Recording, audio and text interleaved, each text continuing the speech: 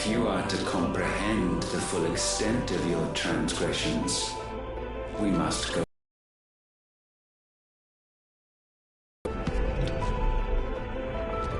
When the world was still young, we visited upon it a miracle, magic, and in its light did all life flourish.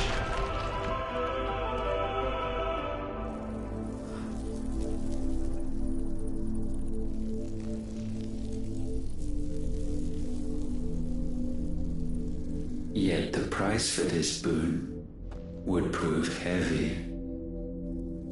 A pall descended upon the land, painting the horizon black as night. Though we labored to forestall its spread, in this one endeavor we stood powerless. And so we fled, that we might endure, that we might discover a means of salvation.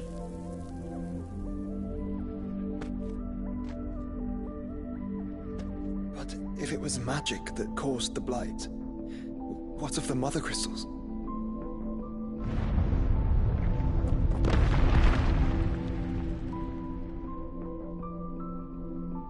I expect he'll tell us soon enough.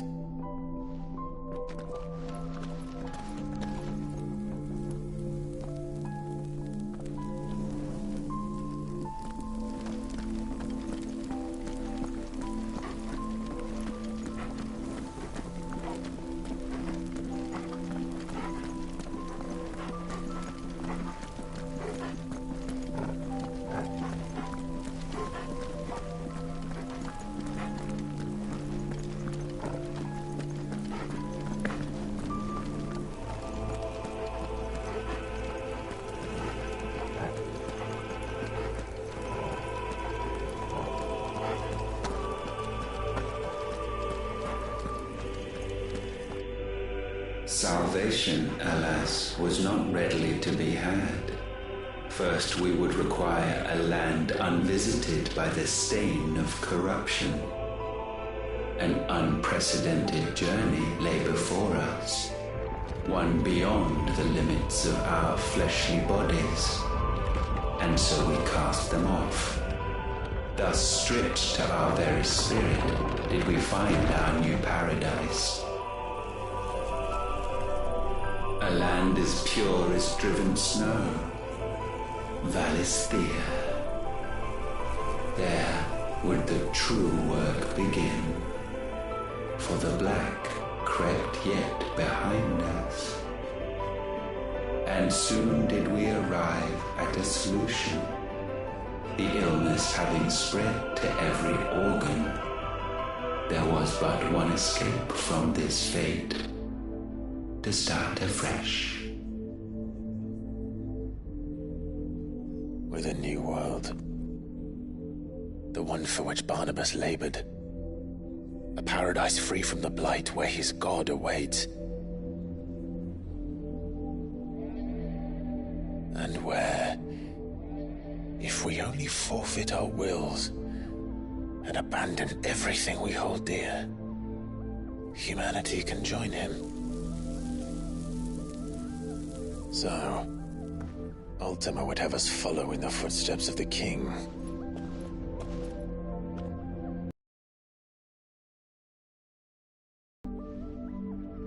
For now.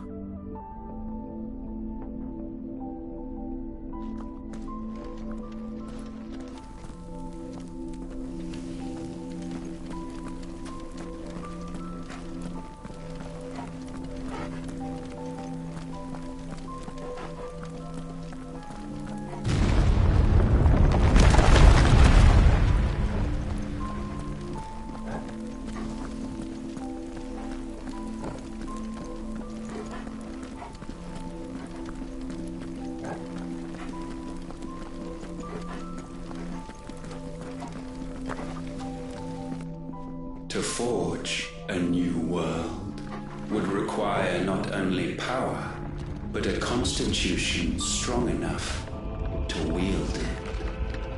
Acquiring the first would be simple.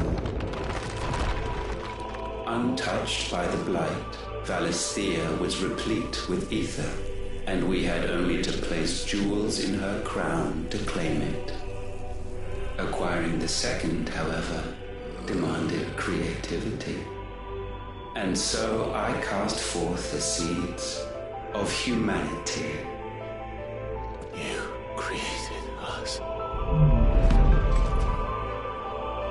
Is that not what gods do? We sowed the seeds for you, Muthos, all that you might one day blossom. And our future thus secured, we thought to slumber, though that would prove a grave mistake. For it was as we slept that man committed his greatest sin. He awoke. Alone in a world bereft of his god's radiance, he stumbled blindly, desperate for guidance. Finding no light, he sought to kindle his own. And from that single errant impulse was his will born. Having discovered himself at last, man turned his eyes inward and found he desired evermore that which only magic might afford.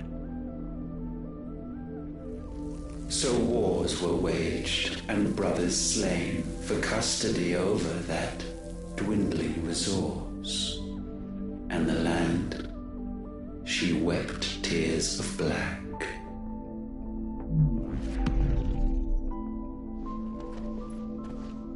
He would condemn us for this. Surely he cannot be so blind to his own hypocrisy. Not blind, just unwilling to admit the truth. Though we're one and the same.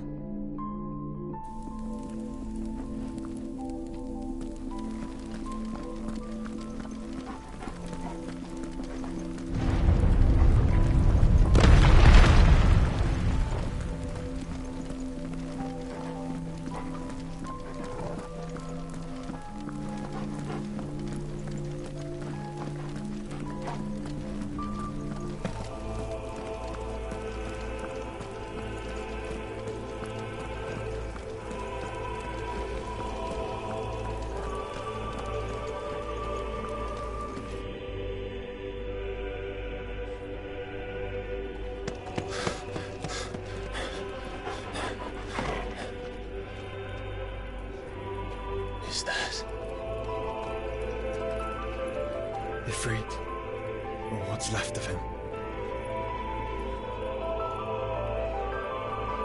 Long have our ashes lain cold for want of a spark. Cast your eyes upon them and see what you must become.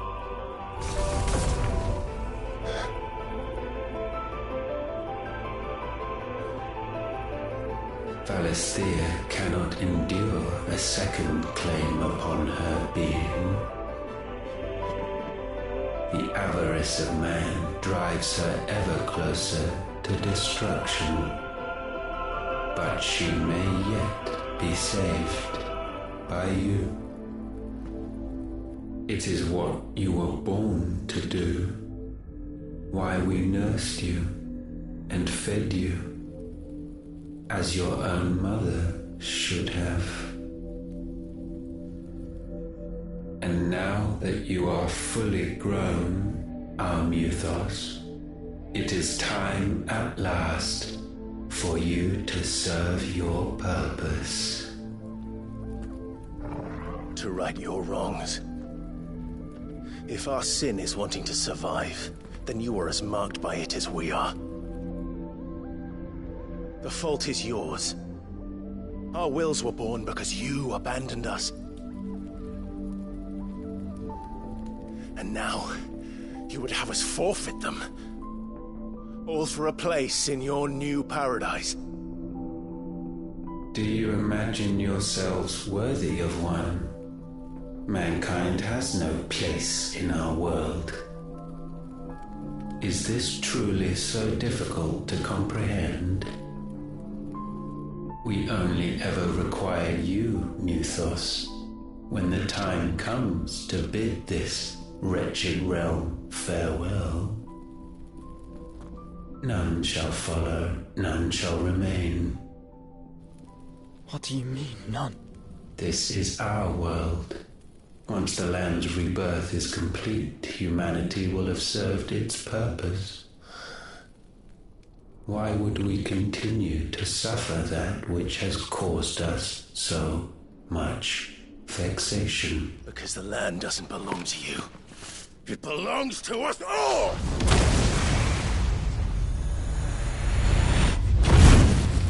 What? That is where you are mistaken. You own nothing but your precious will.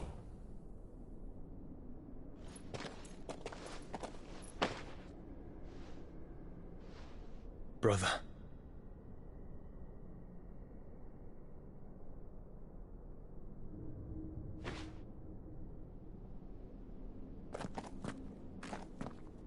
I can't do this alone. And you don't have to.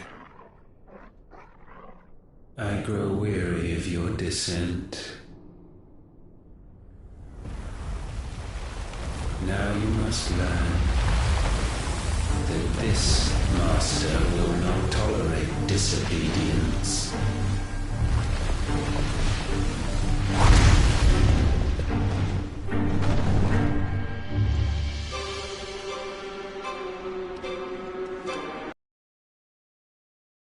Friends, my family. We have all suffered, all fought to survive. This world may be flawed. It may be broken. But it's all we have. And if we can't share it, I see only one other choice. You have to go. You may have created us, Ultima. But it's time we lived on our own terms. This isn't your world anymore.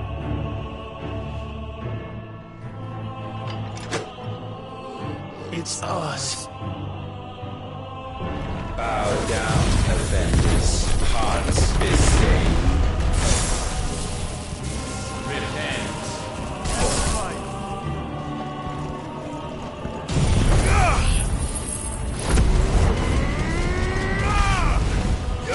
Get him! Over here!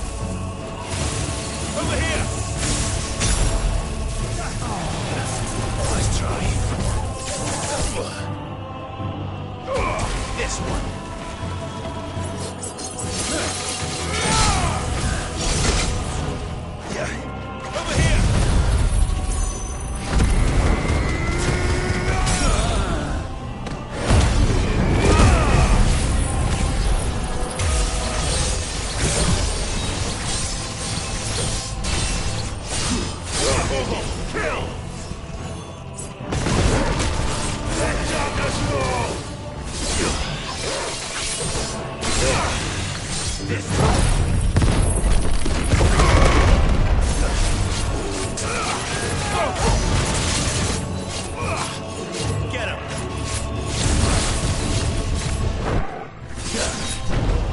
Such foul attaint may not be sublimed through game standing.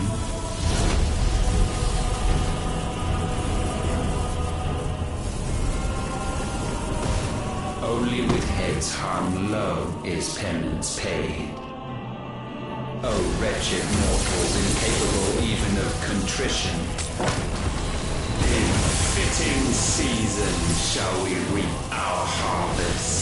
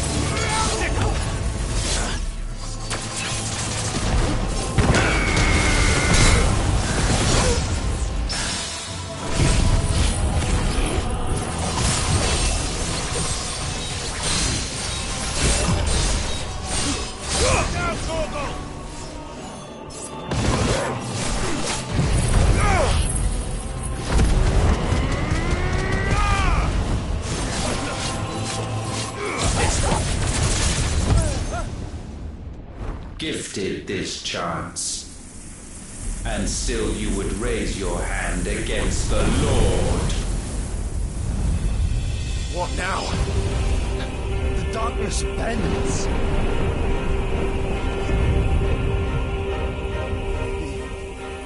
He means to end us. It wouldn't be the first time. But let's make it his last. Your fate is inexorable. Surrender the vessel unto the darkness. Surrender it unto us. Kneel before us. Over here!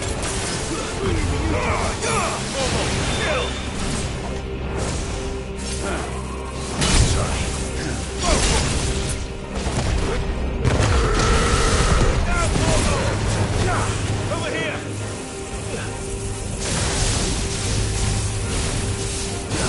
Prostrate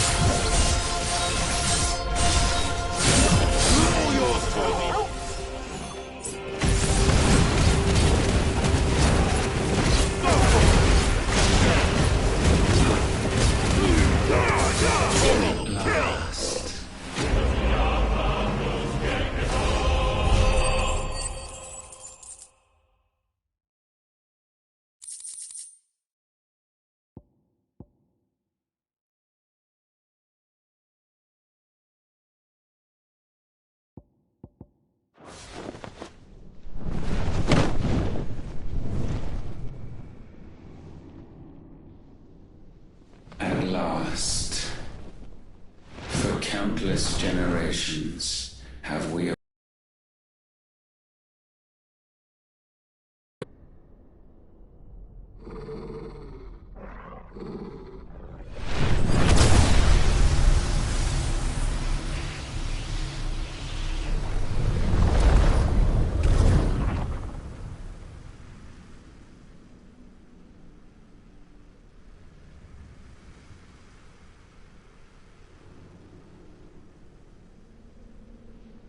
Your struggles have made you strong, yet your soul remains heavy with sin.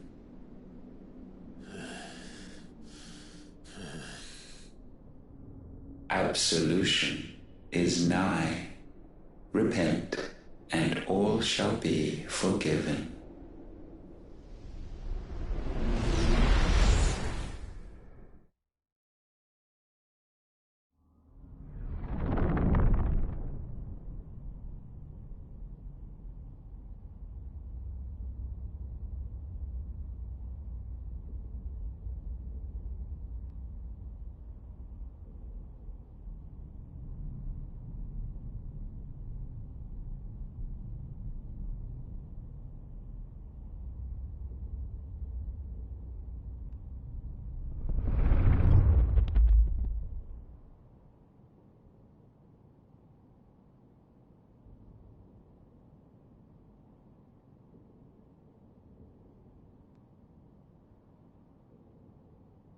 Tell me, Clive, how many lives have you saved since taking my name?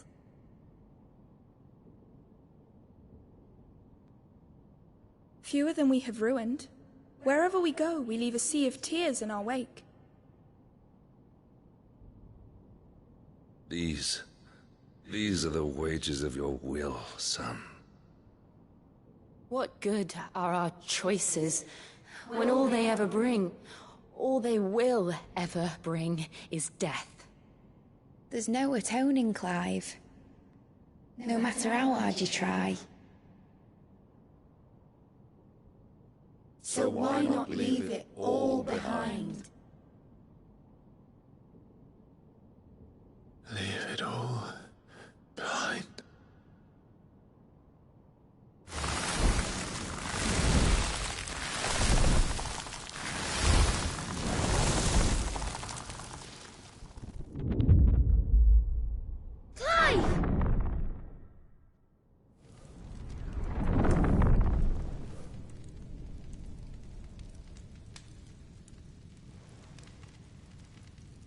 Please, won't somebody save me? Won't anybody love me? I've yearned, yet still she is not mine. Have I not given enough? From will is born desire, and it is this which consumes you, rendering you incomplete. Do you not see how the world bends and warps under the weight of your hungering hearts?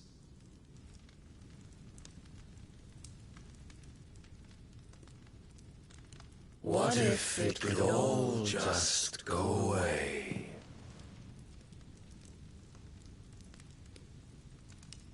Just go away.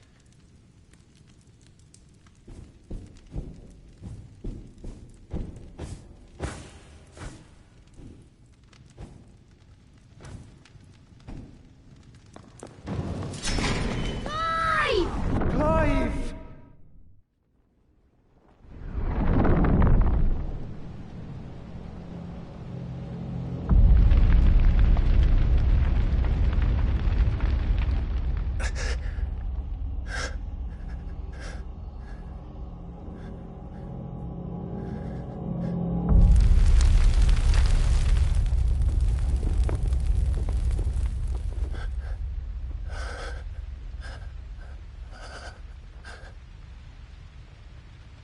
None of this is real. Wake up. It's time to go home, Clive.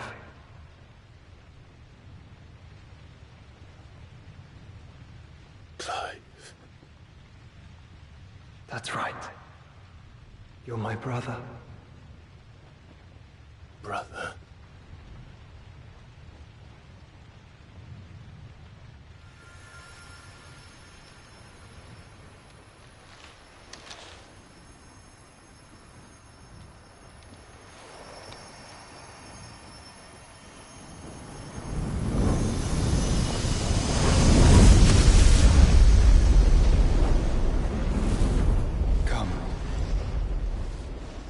Remember who you are. Clive.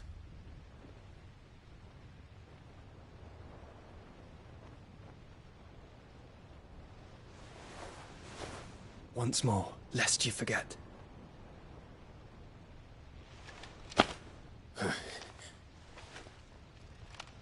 My name is Clive.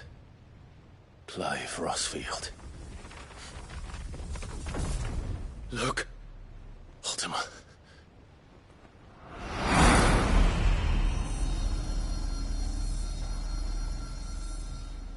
Even here, the light of the vessel's will cannot be quenched. And the Phoenix, his trespass should not have been possible. Not possible unless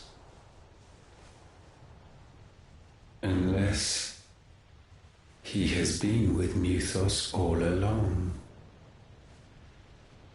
The mark of the Phoenix, emblazoned upon his heart, made manifest by the power of will alone. The power of creation. Can it be?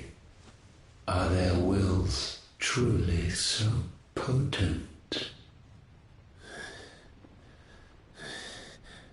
Are you still talking?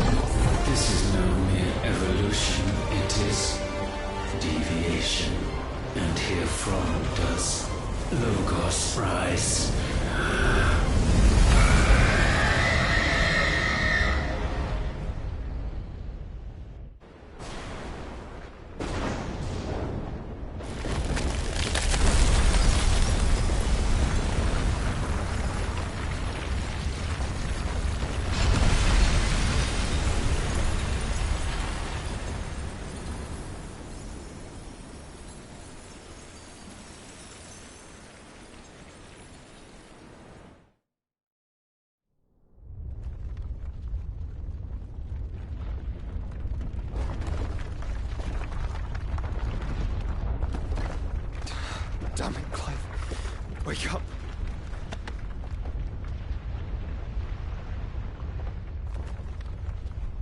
That.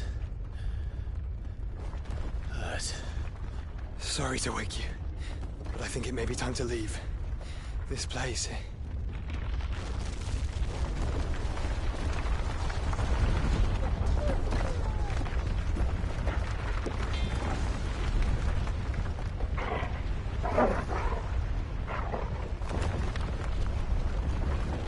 And once again does my creation stray from the path laid before it.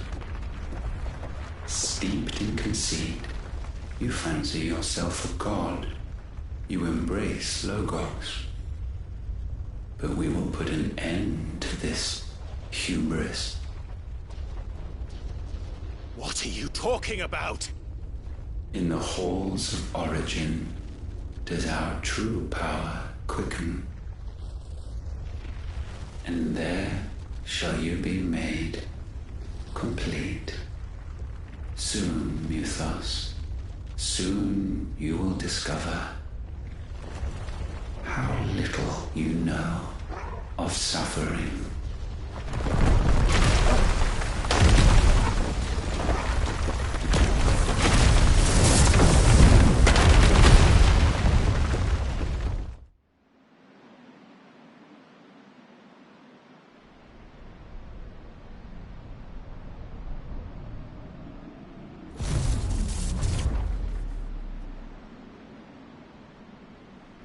And so the crystals are no more. Yet in their silence, a new song rings. Its chorus building, a crescendo as it enters its final movement, stirring those long aslumber to waking. And back to their origin.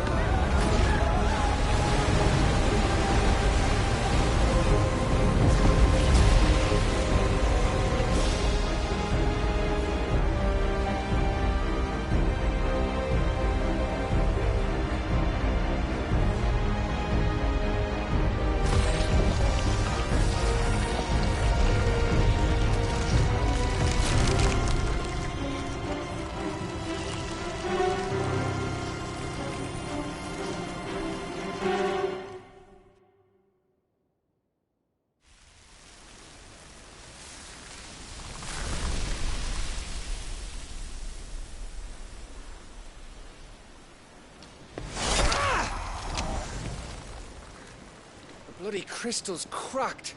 So where the hell are they?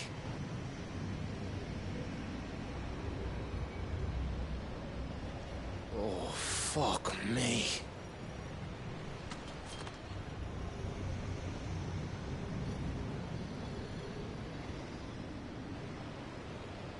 Is that ether?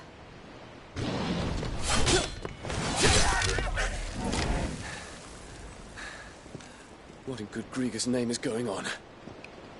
This is wrong.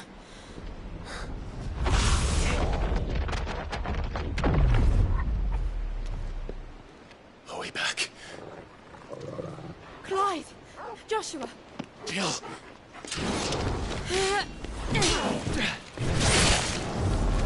Is everyone all right? We're fine. What happened? Too much to explain here. Mate! We're leaving! Now! Everyone, fall back to the ship!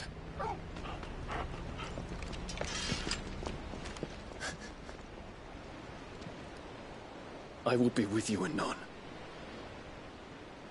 Thank you.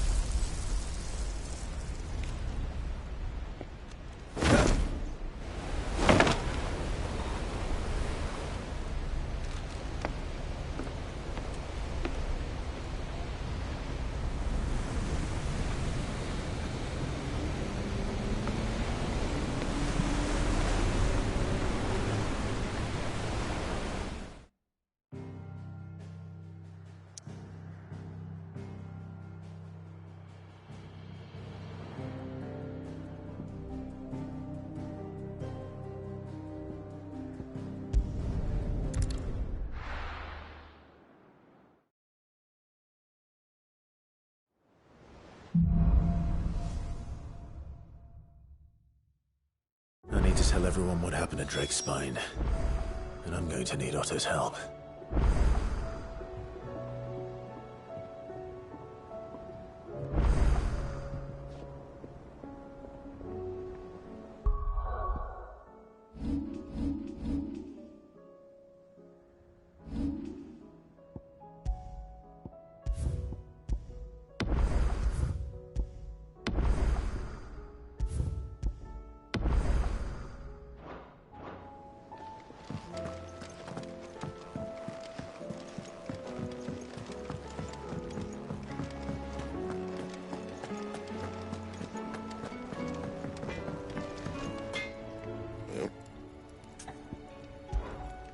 Sancthornian, do you?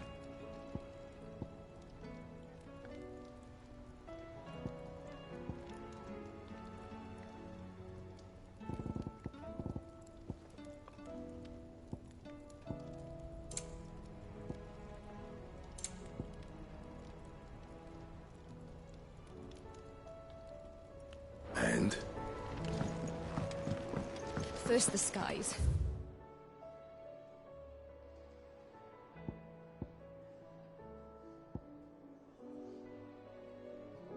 Then the crystal.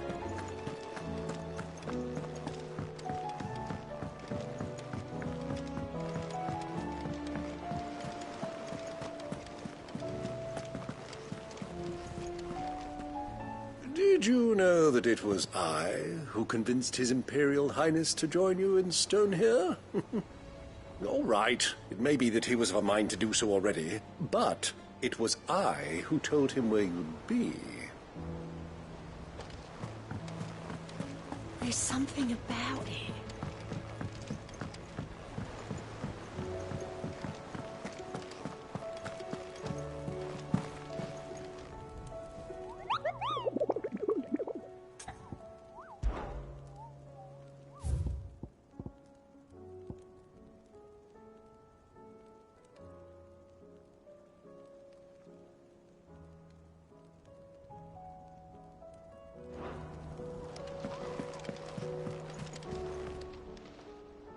How are you doing? Here you go. Think you can help? Oh, I wasn't expecting you back.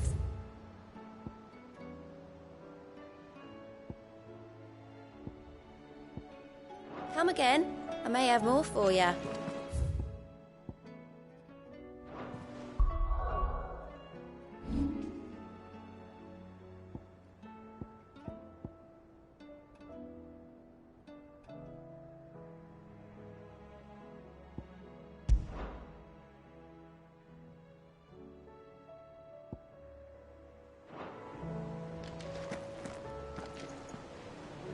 Still alive, I see.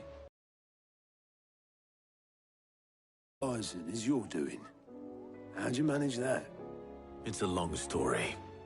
One that I'd rather only tell once. Right. All hands on deck, then.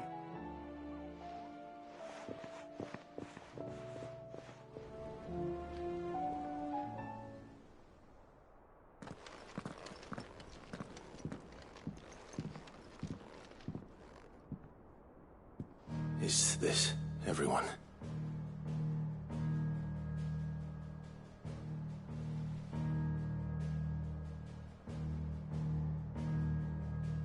As I'm sure you've all guessed, the crystal which now commands the eastern skies was summoned by Ultima.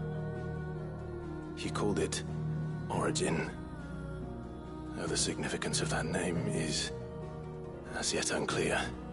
What does it matter what it's called?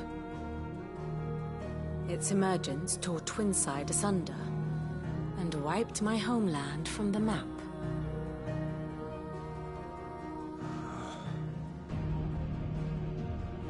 Mention of the Dominion spires can be found in the oldest of Variscian records. But to the best of my knowledge, none provide any hint as to their true nature. That they would prove the horns of some slumbering demon. Well... The Dominion's demise was at least quick. Elsewhere, the Republican army cannot hope to contain the chaos engulfing Randalar. Canberra is in flames, and the Empire. Our allies are crying out for answers. I've sent the Cursebreakers to give them what assurances we can, but right now that amounts to fuck all. They wouldn't be able to stop what the skies have started in any case. People here and across the realm grow sicker with every passing day.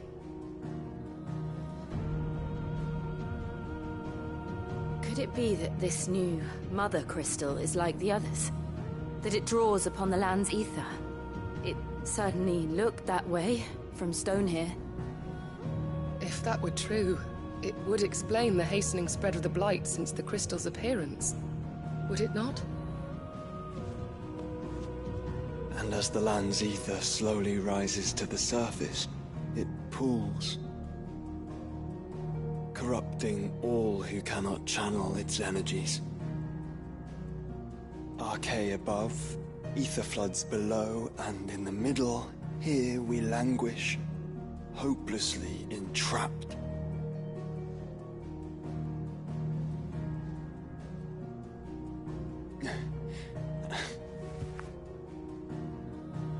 It's all right. When we faced him at Stone here, Ultima told us his true power quickens in the Halls of Origin. Needless to say, we cannot allow that to continue. If we are to stop him, we will have to find a way into the crystal. How are we going to manage that then? It's up in the sky. And fast as she is, the Enterprise can't fly.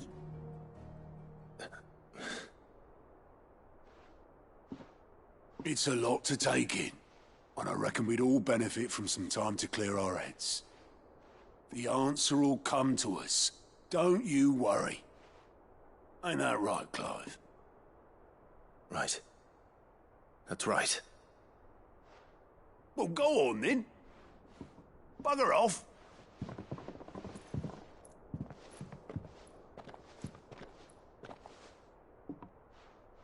Same goes for you, Clive. You won't solve anything like this. Trust me. Go and get some fresh air, eh?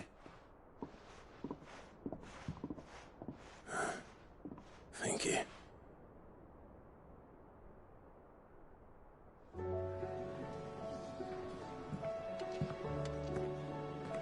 Joshua seemed upset.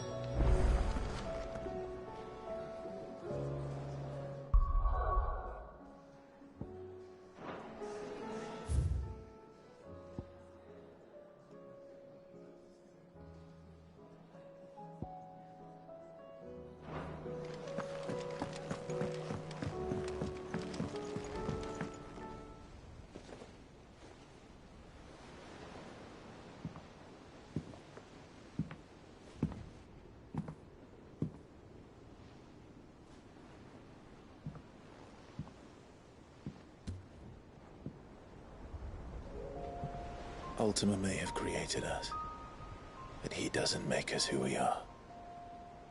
Only we can do that.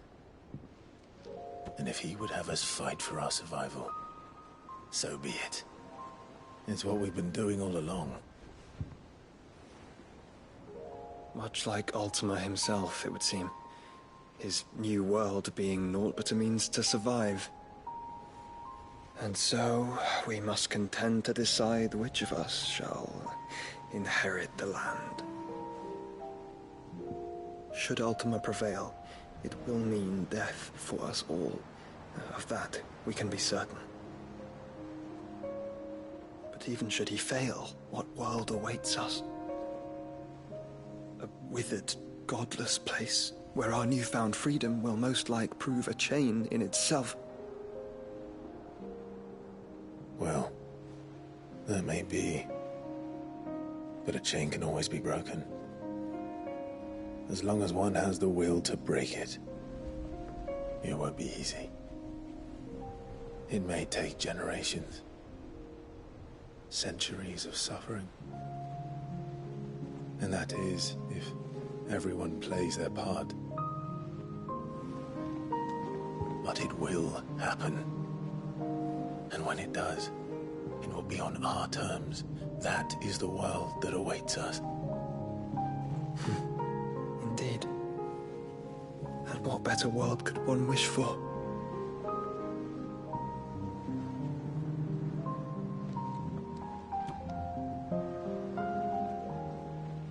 But first, we have to reach that crystal. Then it's a good thing I have wings. You can barely stand, let alone fly. And only the Founder knows what horrors await in those skies. Are you certain about this? Am I certain? I am the Phoenix.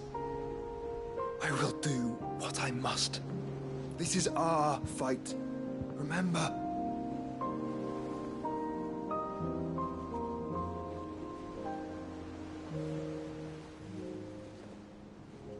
right. I yield. But only what you must, yes? I'm still your sworn shield.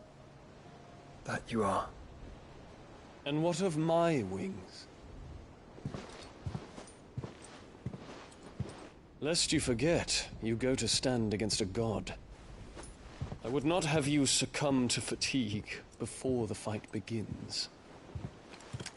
Ifrit, your brother mentioned that some few of the dominants who had lost their power to you were still able to prime. Is that true? It is. But their Eikons no longer submitted to their will. Then mine will have to be stronger. That you both might save your strength for the battle to come. You don't have to do this. If you do, there's a chance you might lose all you have left. And what have I but regret? My life ended in the Dominion. I fear death no more. Besides, I would have words with Ultima. He has much to answer for.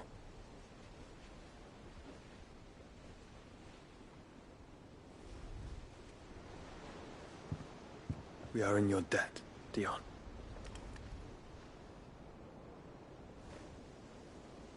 We can speak of debts when this is over.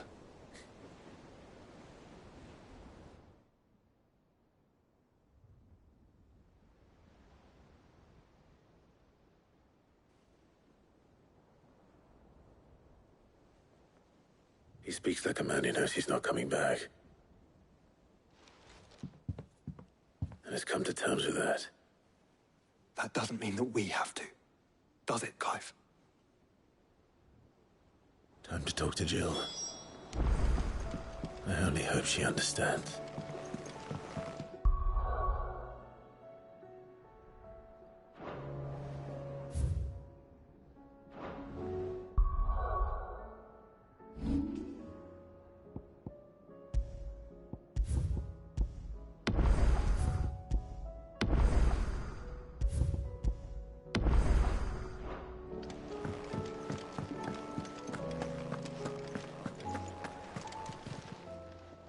Still alive, are ya? If you're gonna buy some, be quick about it.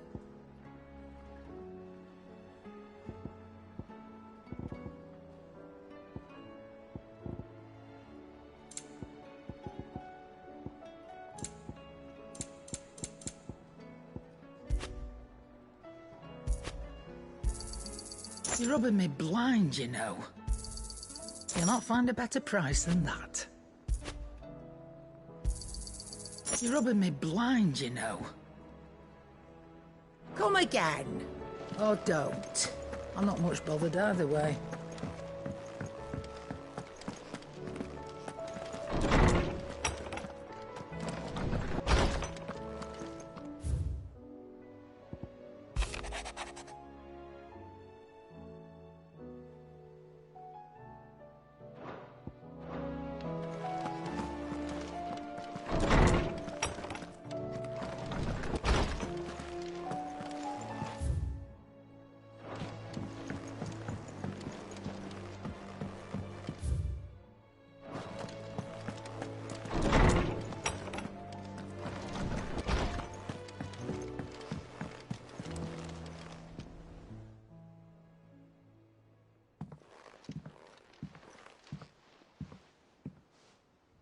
Come to wish on a star. That might not be such a bad idea. This is it, Jill. You know what I have to do. Why I have to do it. There's no turning back now.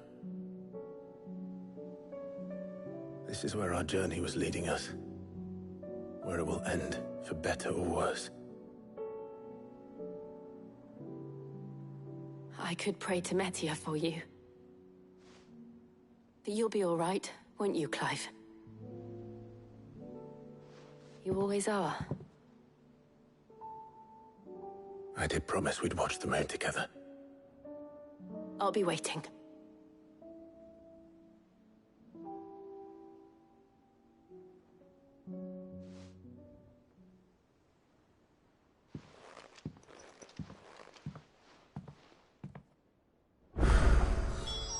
It's almost time. Better make sure I have...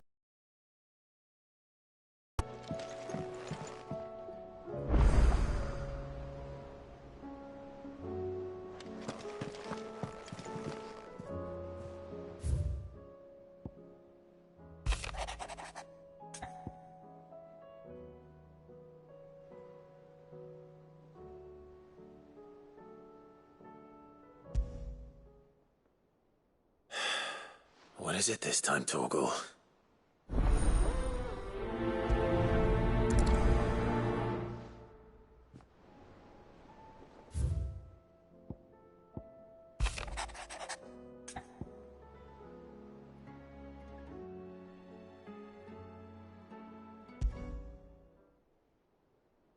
Something tells me this is no mere adventure story.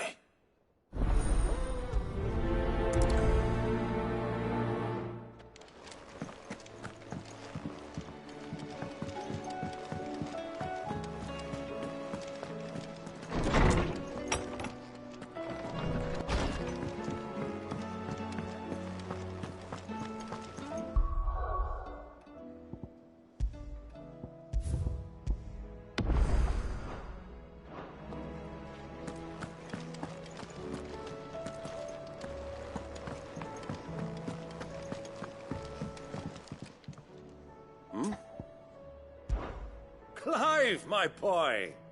Rutherford informs me that we owe you our thanks.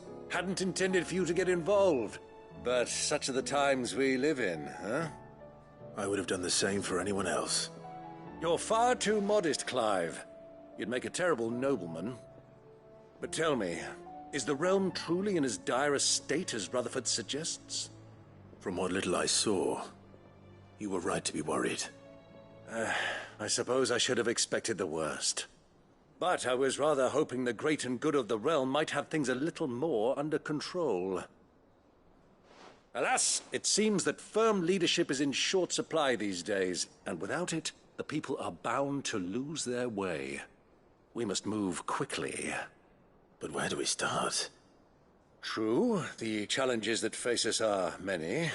But in my estimation, there are two key areas to be addressed before any other. The realm's armies and her larders. As you've seen firsthand, it's every man and woman for themselves out there. Certain cities have banded together to try and maintain some semblance of order, yes? But such cases are few and far between. And yet, the only remedy for the chaos that faces us is unity. A unity that transcends even the borders laid down by our ancestors.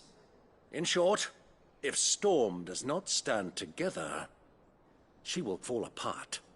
But how would one even begin to unite the realm? The armies, my boy. As I told you already, we begin by restoring order among the ranks of those sworn to maintain it. Sadly, I doubt I could convince even the lowliest gaggle of privates to dig a latrine together. But I do know someone the High Commanders have been known to listen to on occasion. Field Marshal Eugen Havel. I thought he was retired. He was, until an Akashic army tore through Randalar and killed most of the rank and file.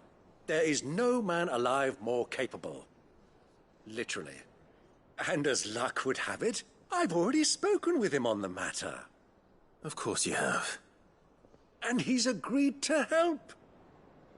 On one condition. That he first speaks with you personally.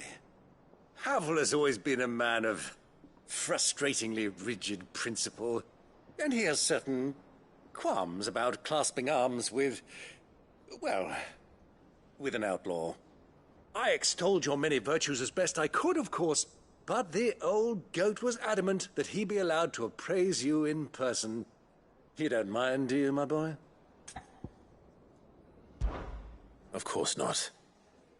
As long as chaos reigns, we will never build a better world. I'll do whatever it takes. And if the Field Marshal wishes to speak with me in person, then so be it. That's the spirit. I'll leave for Randalar at once. Would you send a Stolas? Of course. Rutherford is already in the Dalmekian capital. I'll have him tell Havel to expect you forthwith. Excellent. Thank you, Uncle. No, thank you, Clive.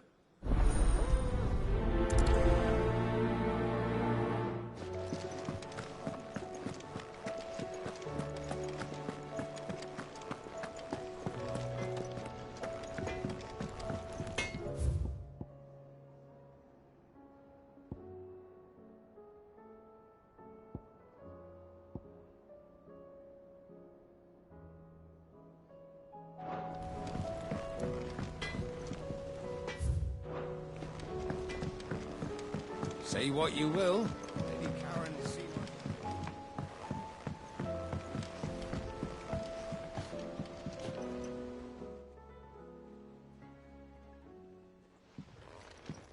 Pining for something, boy.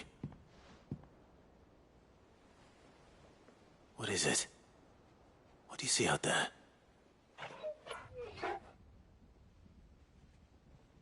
I never did ask where you got that anklet of yours.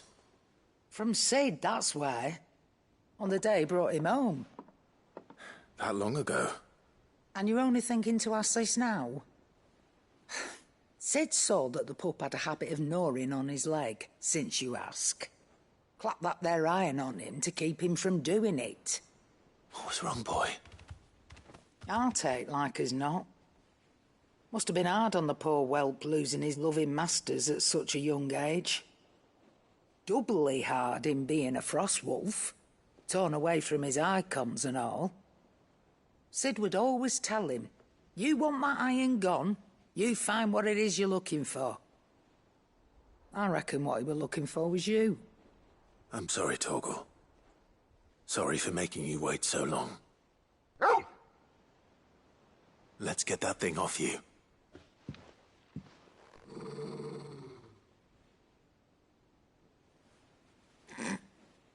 Doesn't sound like he wants it off. Indeed. You miss Sid as much as the rest of us, don't you?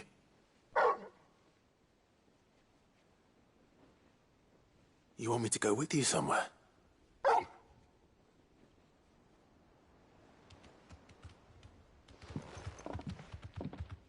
Quick, aren't you?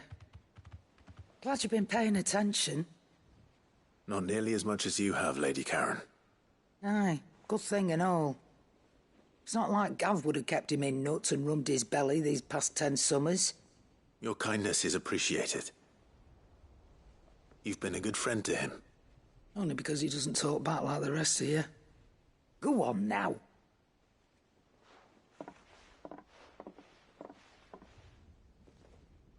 Where to then, Torgal?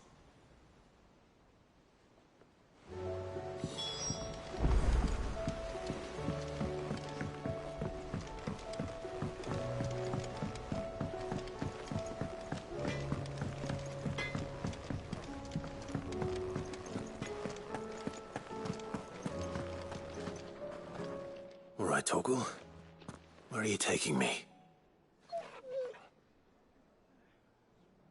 I'm going to need a little bit more than that, boy. Do you have a better hint for me? Unless... you've already given me one. Back on the rear deck, you were looking west, toward Rosaria.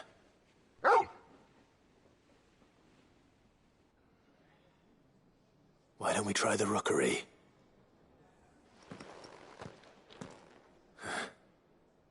I haven't been to the island in almost 20 years. To Port Isolde, then. Fingers crossed the old mooring is still there.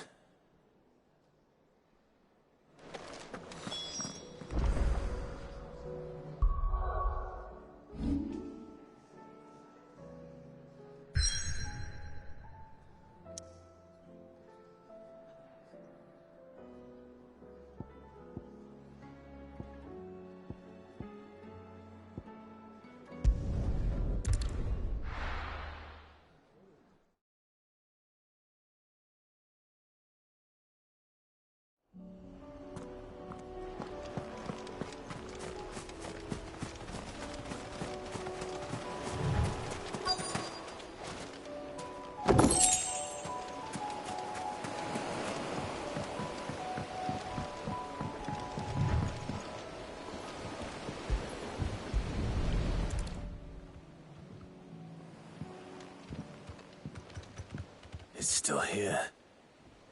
After all these years. A lot smaller than I remember. And you're a lot bigger. You might have to swim, boy.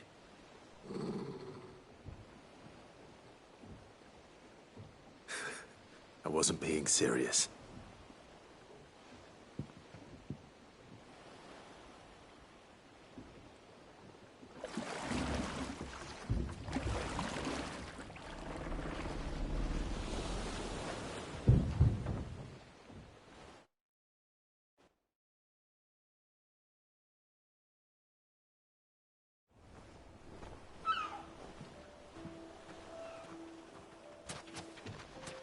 This place hasn't changed at all. The rookery's right through those trees. Come on. Race you there? I bet I could still beat you.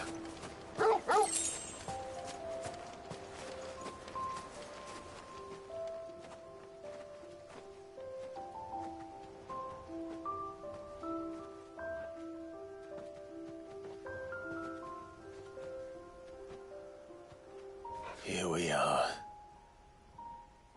This was our hideaway. Wasn't it, Torgal?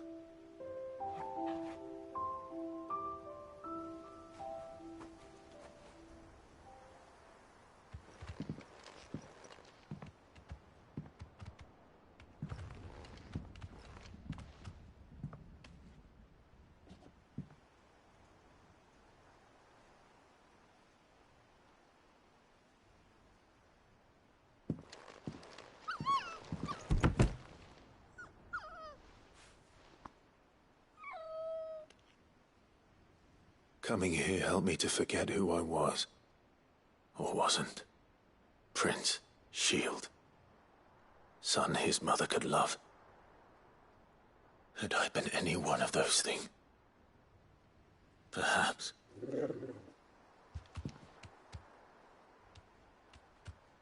What is it, boy?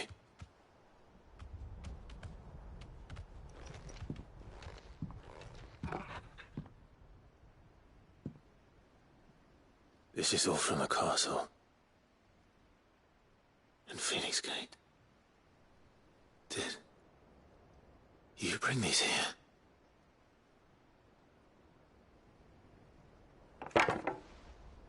My sparring sword.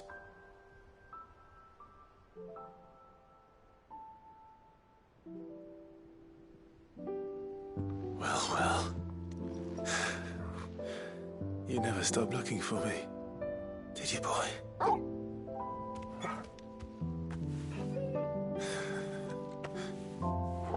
Thank you, Torgal. For never giving up. For never forgetting.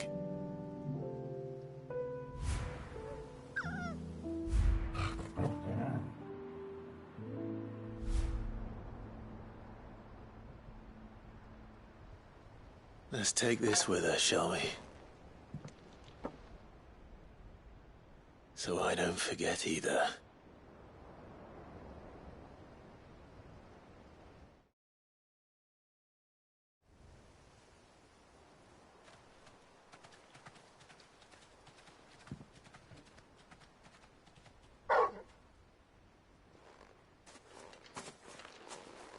That's not the way back to the boat, Torgal. All right. I'm coming.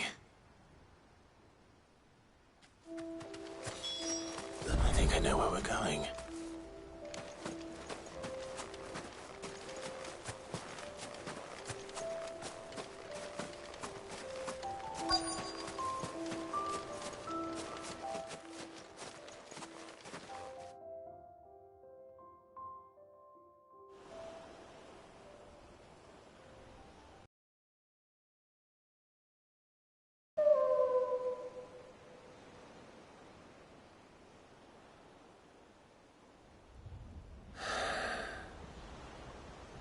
People always talk about the importance of putting the past behind you. But without it, we wouldn't be who we are today. And we certainly couldn't steer our way to a better tomorrow. Come on, Torgal. Let's go home.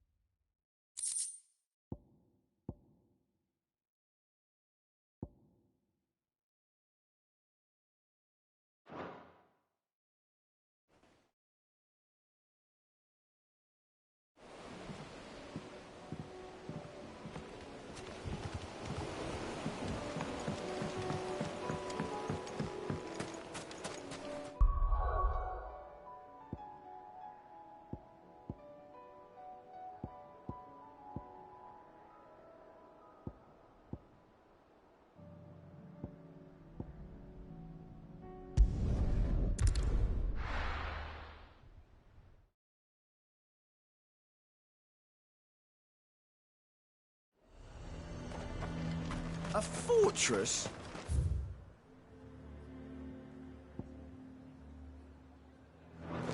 Who'll pay for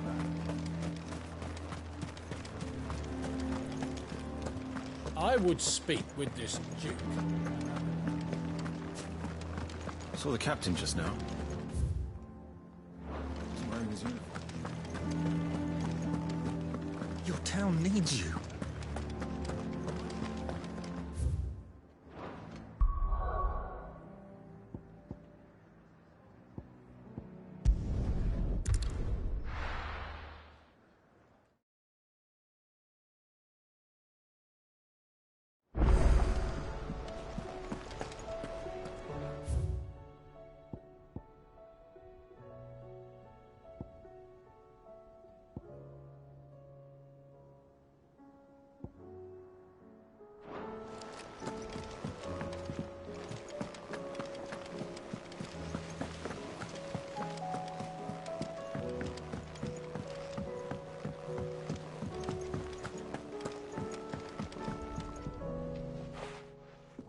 Vivian, I read your note, and I'd be happy to help you find the book you're looking for.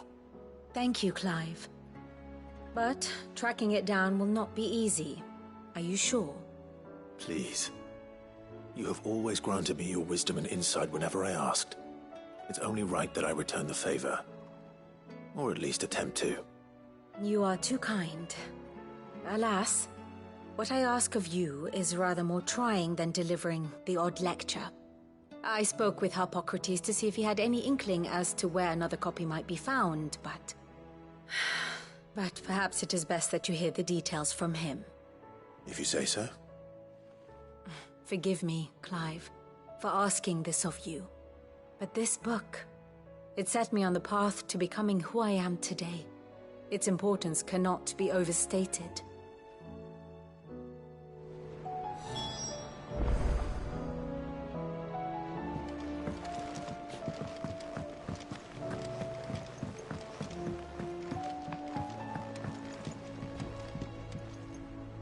Sid, I was wondering if you could help me.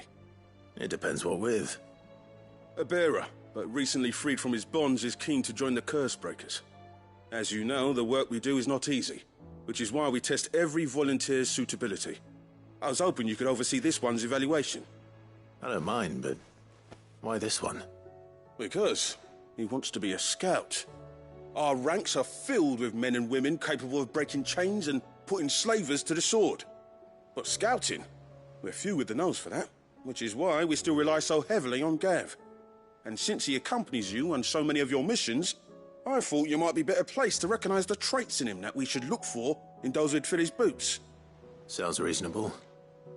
So you're happy to oversee the boys' test, then? One can never have too many scouts. Truer words, Sid. I'll let the initiate know that you'll be attending his trial, and that he is to proceed directly to Northreach in readiness. No time like the present, eh? No time like the present. I'll await you there.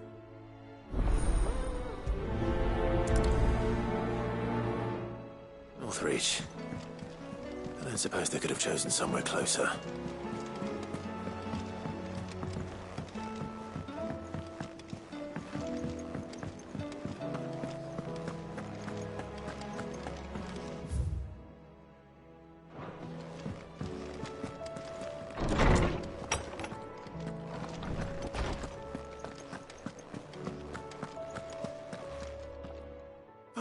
Clive, my boy. What a pleasure it is to see you. Hippocrates. There's something I need to ask you. I've been charged with locating a book called From a Distance. Then you seek a rare gem indeed. One whose name I had not thought to hear from your lips. You've been talking to Vivian. Right as always. But she didn't seem keen to tell me very much. I take it she didn't like what you had to say. And yet I gather it did naught to dissuade her. Clive, if the young professor has tasked you with obtaining a copy, I fear she asks the impossible. The executors would not allow it. The executors? Coveters of Secrets. A clandestine organization committed to the collection and intenebration of forbidden texts and technologies. One such text being the tome Vivian seeks, chronicling as it does the true history of the enslavement of bearers. A tale which could overturn the established order were it ever to become widely known. Or, so rumor has it. I've never actually read the thing, or even set eyes on it for that matter. How is it that I haven't heard of this organization? Why, secrecy is the Executor's watchword. They lurk in the shadows, emerging only to seize that which must be seized, be it books, inventions, or people, before disappearing again, leaving nary a trace. Which would explain why Vivian's copy was snatched from her grasp not long after she found it. By the hand of the Executors, yes. But what drives them? Self-interest or ideology? Fine question. Sadly, all that is known of the Executors can be recounted in a single breath. You may just as soon ask me of their origins, numbers, or the identities of their leaders. Any answer I give would be pure speculation. Then my hunt was doomed from the first. What was Vivian expecting? That I'd pluck it from thin air? Not from thin air, no. From ash. Rumors of the Executors are rife among the scholars of Storm, but rather less so across the Strait. I have a friend.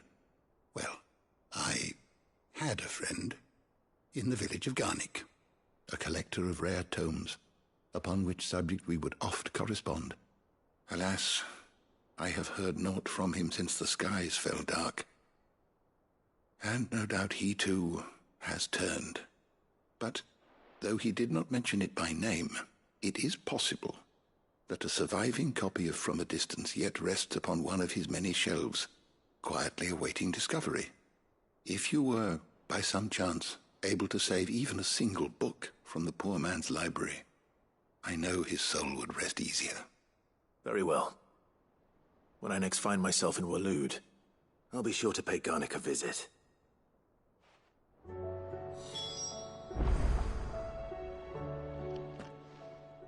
Good morrow to you, my friend.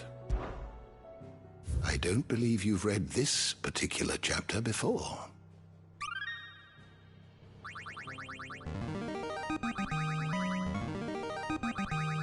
Now this, I believe you will find most interesting.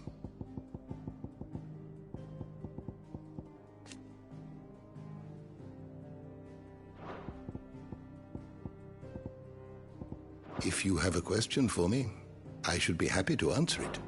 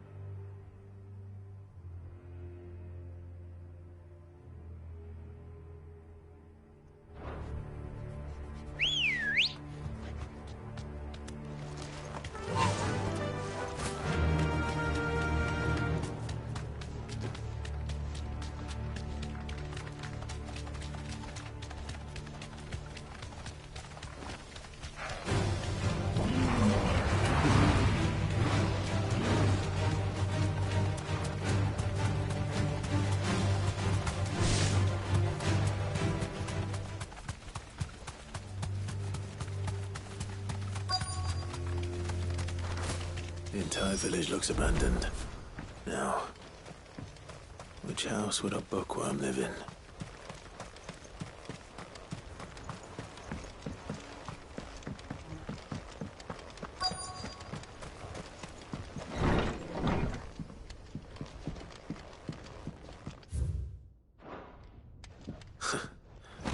His interests were certainly varied.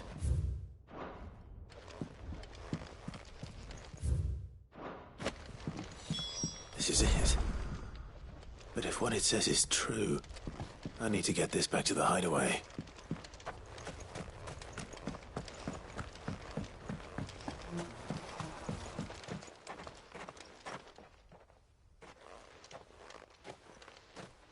Leaving so soon, stranger? We've been watching you. From a distance, so to speak. Subtle. I know who you are. Then we need not waste time on introductions. Hand me the book. Leave it in our care and return to your life. Your care? Do you mean to burn it, or bury it? That is not my decision to make. But by one means or another, its contents shall be removed from the common record. Then I'll have to politely refuse. I won't let you erase our history. Then we find ourselves at an impasse. Very well. The book can just as easily be pried from your dead hand.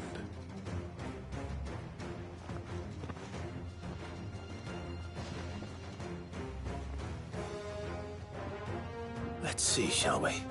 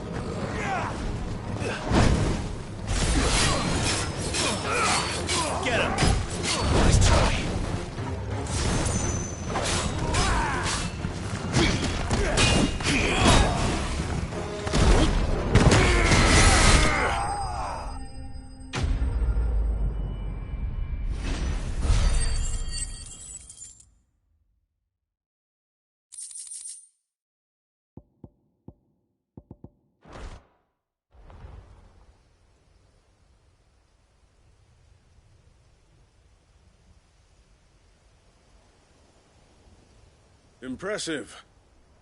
But we have other means. We shall claim the book yet. Why do you want it so badly anyway? It lays out in no uncertain terms the vanity and avarice of mankind. It tells the shameful history of the persecution and oppression of a gifted few by a giftless many.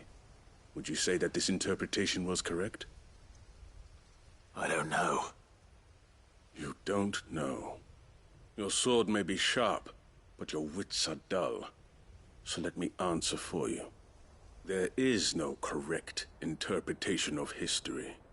That a series of events took place may be proved beyond a doubt. But there can be no single, immutable explanation as to why they came to pass. It is a question of numbers and of belief.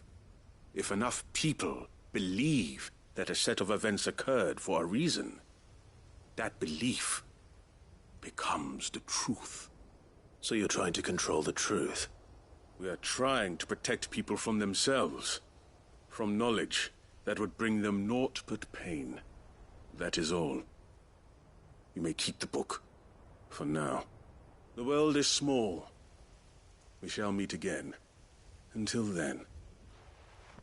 Wait! Damn it. Let's get this back to Vivian. Perhaps she can explain what that was all about.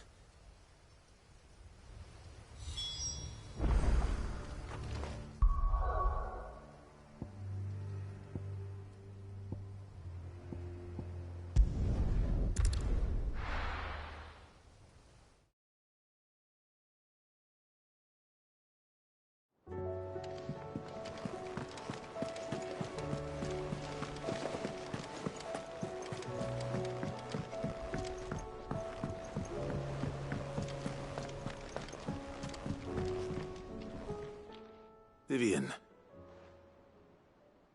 I found it. The book you lost.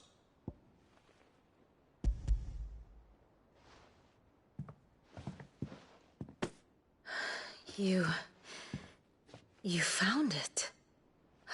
Thank you, Clive.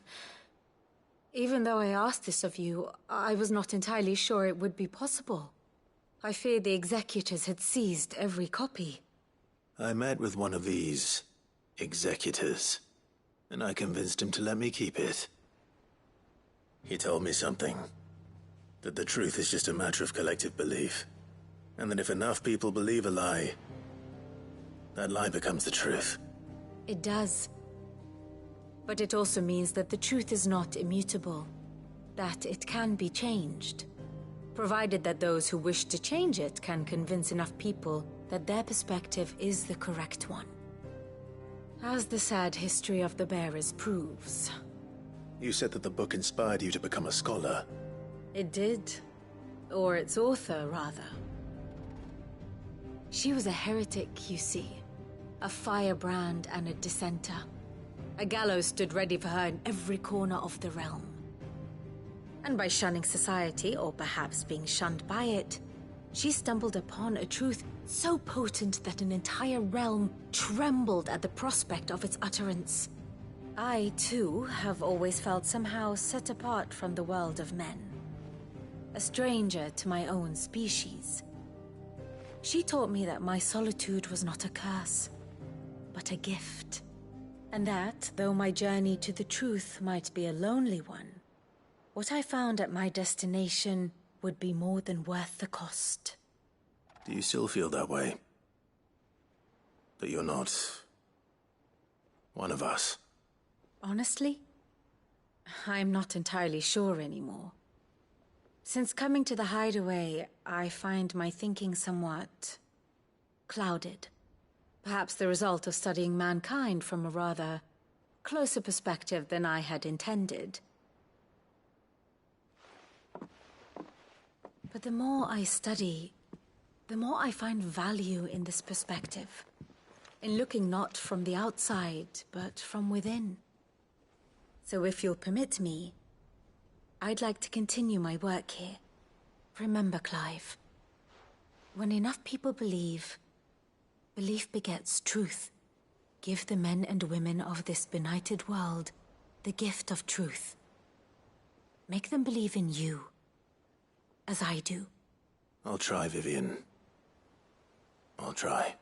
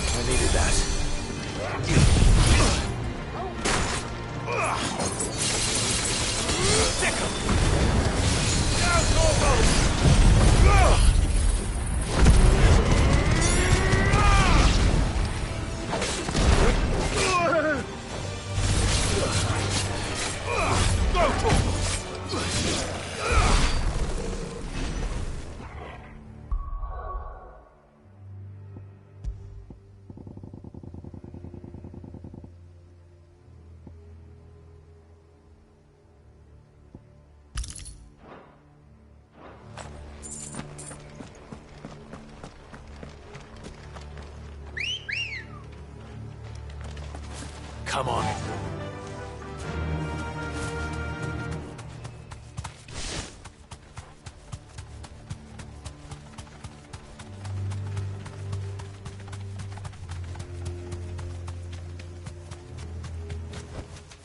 That'll do, girl.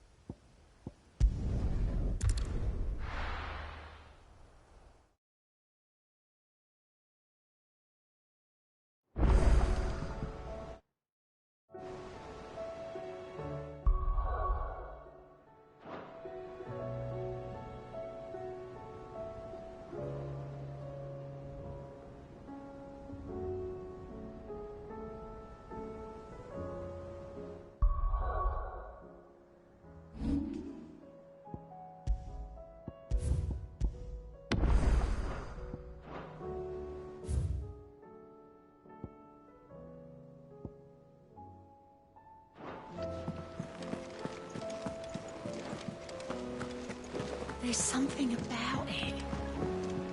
I feel like... Sid, do you have a moment? By all means. It's my old master. Seems there's no escaping her. She found some way to send me a letter.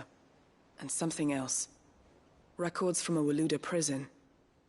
Seems they were keeping a lot of bearers there. How did she come by such a thing? Finding bearers always was her strong point. And it seems the cells of Balmung Dark are full of them. Foreign captives, the masterless.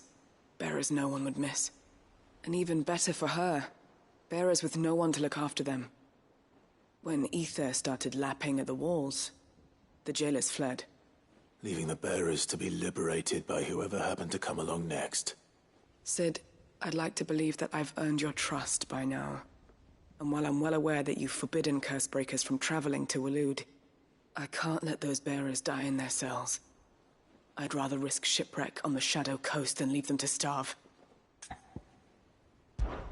We'll be needing the Enterprise if we're going to navigate the Narrow. Does that mean... I'm making an exception, but we travel together. And we stay no longer than we have to. Ash is an inhospitable place at the best of times. We save as many as we can, and we leave. Thank you, Sid. There was a name in the prison register. A name from my past. Chadwick. Another of my former master's protégés. A gifted soldier, and the closest thing I had to family. The thought of him held captive in that place. He must be very important to you. He was. Is. Then we find him. The entrance to the prison lies in the shadow of Ravenwit Walls, just beyond the portcullis. We should head there as quickly as we can. I only pray there are still bearers alive to save. As do I, Doris.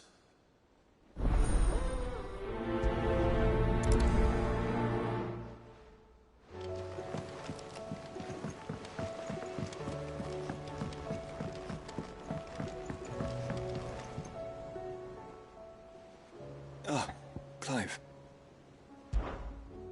Joshua, what's wrong? And don't say nothing. It's... not nothing. I've received word from Cyril. The Undying have found Father's will. Or something akin to it. His will? How? And where? In the crypt beneath Rosalith Castle.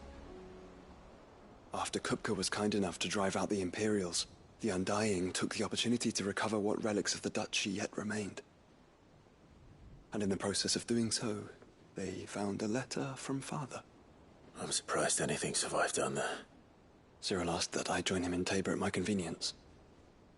I have been meaning to go, but... would you join me? Of course. I want to know what's in that letter as much as you do. Very well. I am ready to leave when you are.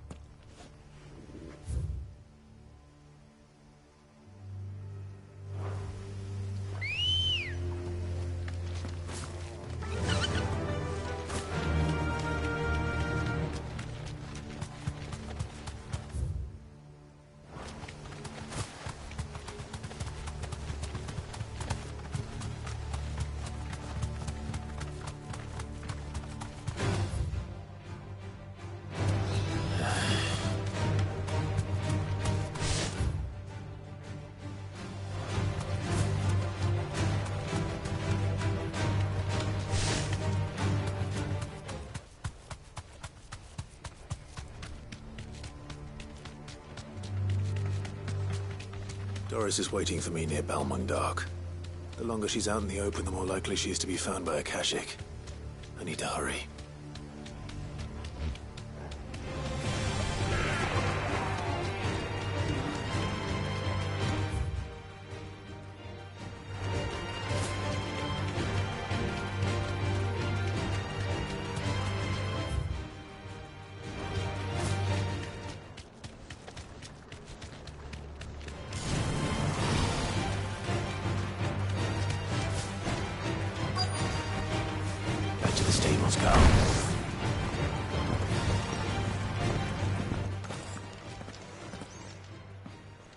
There were no guards, I take it? None manning the gates, no. It's a different story inside, though. The corridors are crawling with Akashic. Most likely guards left behind when the Wardens ran. If Chadwick was being held here, I worry that he may already be. Don't give up hope just yet, but let's move quickly. Let me check the ground floor. The ether stick is there. Then I'll search the upper level. Good luck, Sid. Stay safe.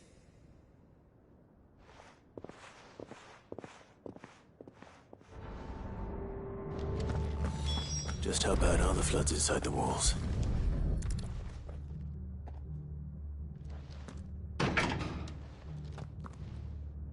Locked up tight.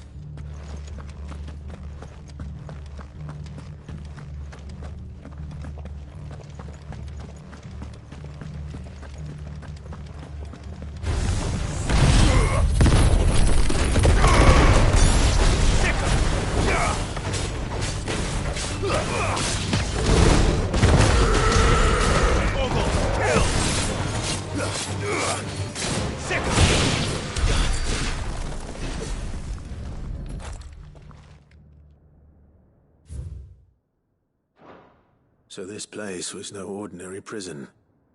And I doubt they'll have taken the creature with them when they fled.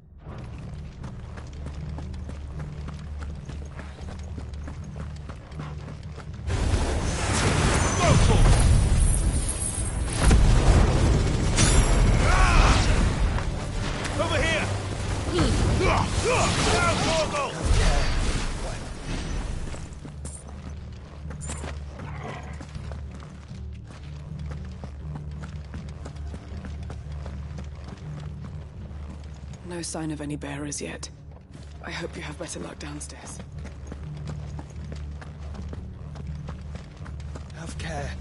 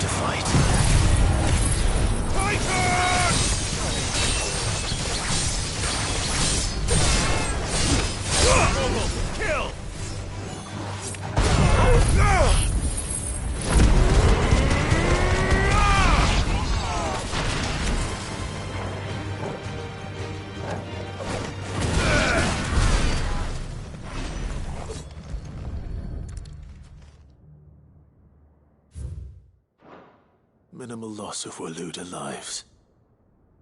And what happens when they run out of bearers? Even the Imperials take better care of their branded than that.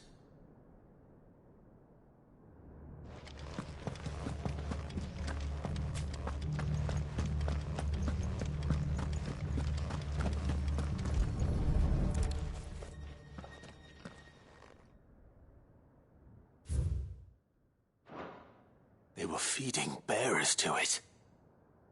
This is even worse than I'd feared. Nothing but a Kashyyyk down here. Hopefully things are looking better upstairs. I should go and see how Doris is getting on.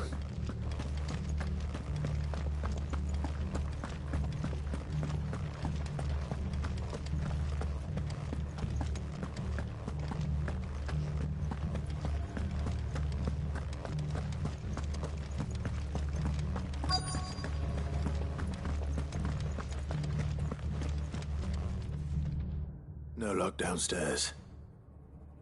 But I did find out that this place was more than just a prison. Something far more sinister was happening here. I know. I've been reading some of these documents and... it can't be true, can it? Bearers die every day in service of their masters, but this is so much worse. Pitting bearers against a wild beast armed with nothing but their wits? And all in order to bring about more death. And not just those who could fight, but the elderly, children even. And those who wouldn't, or couldn't, were disposed of. Whatever that means.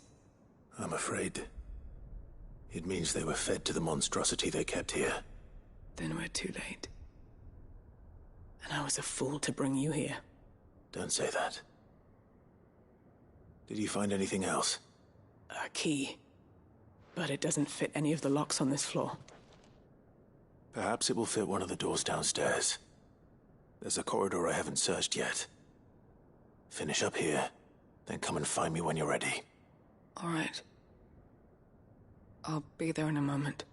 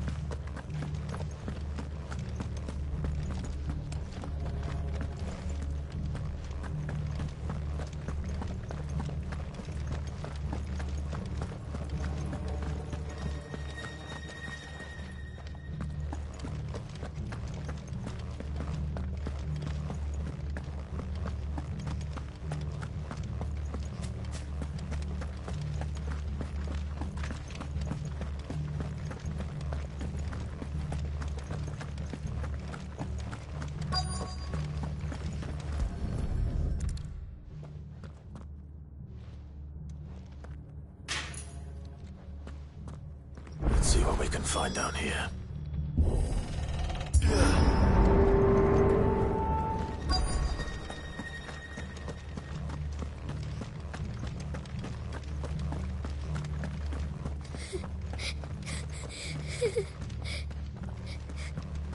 A survivor. And she sounds close.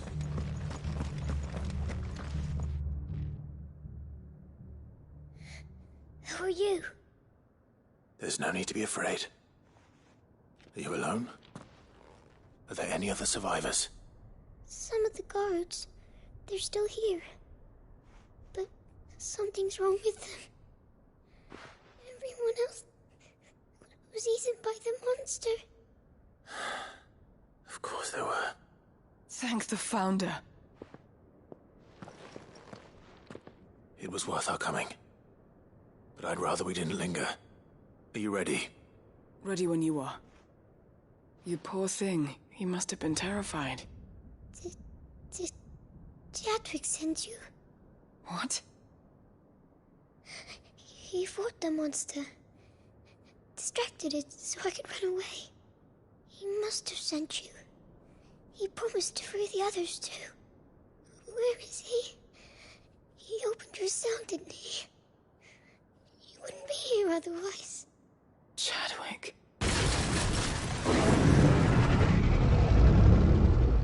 Was that? Monster's back! Chadwick, help! We have to get out of here. Doris, keep the girl safe. All right. You put that bearer-eating bastard in the ground.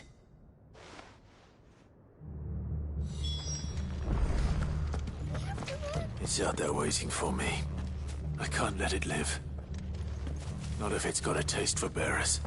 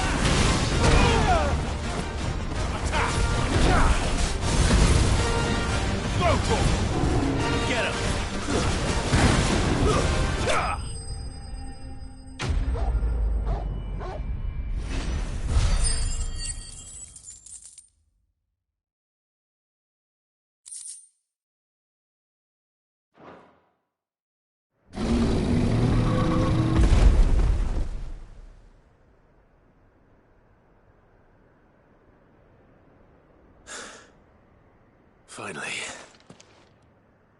Sid, are you hurt? I'm fine. I think.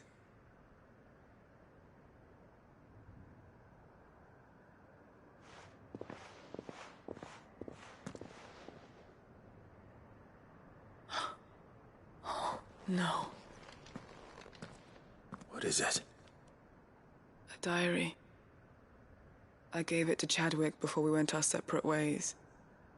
He was here. Do you think that creature? I'm sure he fought bravely to the last. The girl is safe thanks to him. Chadwick. You fool. Come on. We have to get her back to the hideaway. We don't want his sacrifice to have been in vain. No. Of course not. I'll see that she's looked after from now on. It's the least I can do.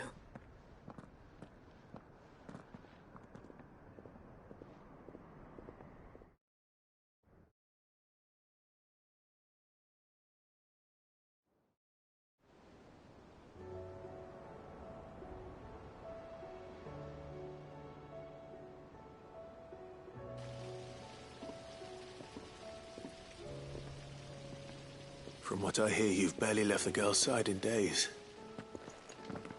I hope she's recovering from her ordeal. She is. Slowly but surely. She's far tougher than she looks. I thank the flames we found her. If we hadn't... I know. But we did. I'm sorry we weren't able to save Chadwick. There's no need to apologize. Without your help, I would never have found out what happened to him. How he fought to the bitter end to save her. To save Haida Marie. That's the man I remember. The man I thought of as a brother. I wish I could have met him. I'd like to hear more about your past. If you don't mind, that is. Of course. You already met my former master. She trained Chadwick and I to do two things. Kill and obey. We were supposed to be sold to the highest bidder when the time came. But no bid was ever high enough to convince her to part with us. For years we were her daggers in the shadows. But we could never quite shake our doubts about the things she made us do. And then, one day, we just couldn't do them anymore. So we escaped. But staying together was out of the question. They would have found us too easily. After so many years of training, the pull to serve was always strong. It scared me to think he might have taken another master, become a dagger in someone else's hand. But even in captivity, the battles he fought were his own. And he died not as someone's tool, but as a hero. Haida Marie is proof of that. Bearers can cast off their shackles. And the Cursebreakers will show them how. I'll fight until my dying breath to see it done. For Chadwick, and for all of us. Thank you, Doris. We'll be counting on you.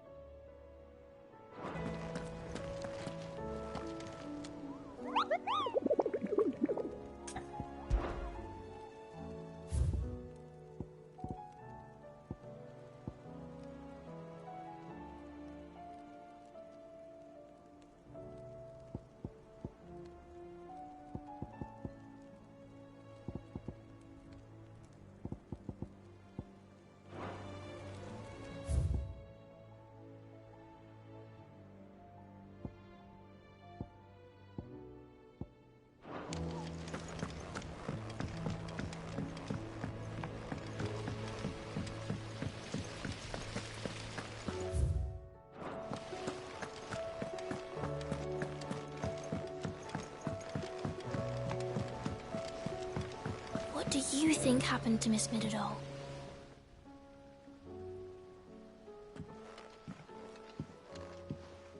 Sid! You have to help us! With what? You didn't take apart another of Mid's contraptions, did you? No. Well, yes. But that's not what we want to talk to you about. It's Miss Midadol. She's been acting strange. Very strange. She's barely ever around. When she is, she acts like we aren't even there. Her head's in a crowd. In the clouds. That's what I said. In the clouds. Well, she does have a lot on her mind. When did you last see her? Not long ago. Right after she got back from saving you from Stoneir. Then it's probably just about the Enterprise. It did take quite a battering on the way there and back.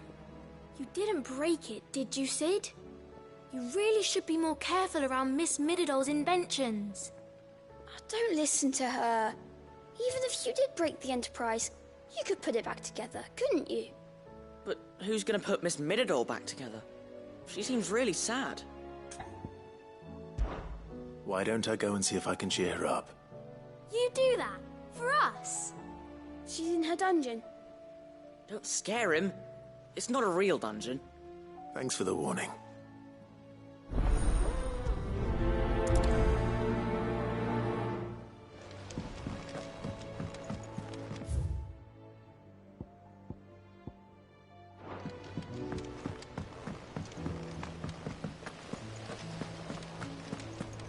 Miss Shirley says your books made quite an impression on the children.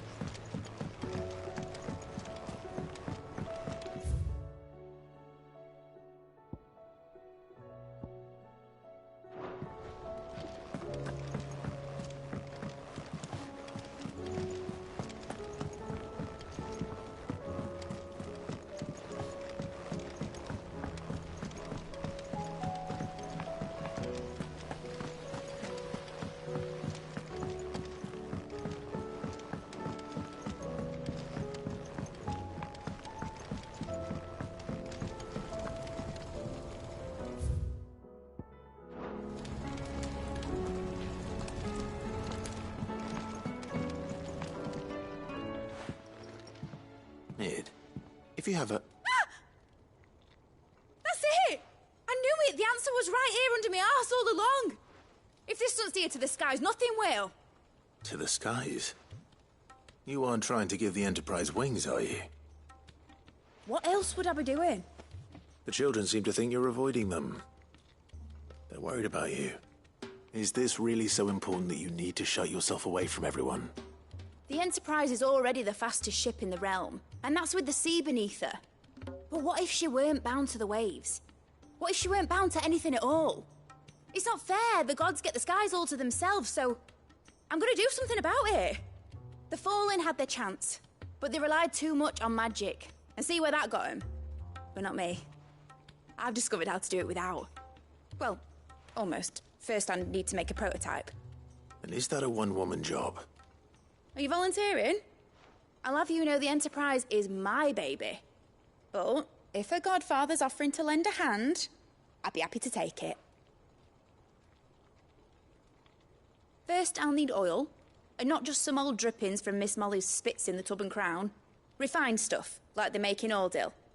Then I'll need some bone, or shell. Light, strong, preferably no longer attached to the beast it belongs to. If it's beast bones you're after, I'm sure the Cursebreakers will know where you might find some. No, they'll know where you might find some. You're the one who offered to help, remember? I should speak with one of the Cursebreakers before I set off for Old Hill. See if I can't find this bone while I'm there as well. Has Mididol mentioned a new project yet? Not exactly. She seems preoccupied.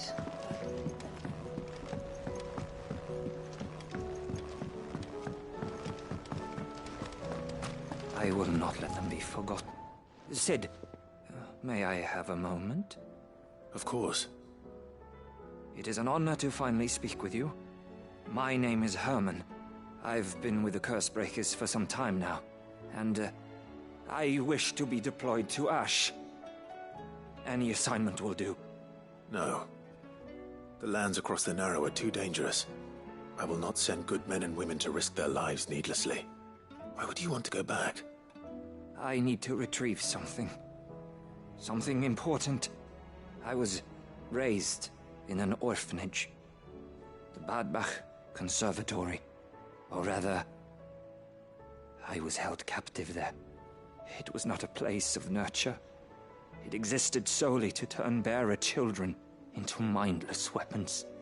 We were tortured until we feared no pain. Tormented until our hearts turned to stone. And few ever survived long enough to become tools of the last king. I can't imagine. I lost so many. I can't even remember all their names. But they must be remembered. They cannot fade away, faceless and forgotten. The Institute was run with military precision. Every child measured, every name recorded, every death logged with meticulous care. Cid, allow me to travel to Ash and recover the registry so that my brothers and sisters might live on. You are a good friend, Herman. But the fact remains that Ash is simply too dangerous. Cid, please. Even should it cost me my life. Too dangerous for you, Herman. But not for me. I'll go to Bad Bach and find the registry. You will? I won't let you risk your life. I don't know how to thank you. You can start by telling me where I'll find this orphanage. Vida Grace. Hidden in a forest, overlooking the plains. All right. I'll see what I can find there. May the mothers guide you.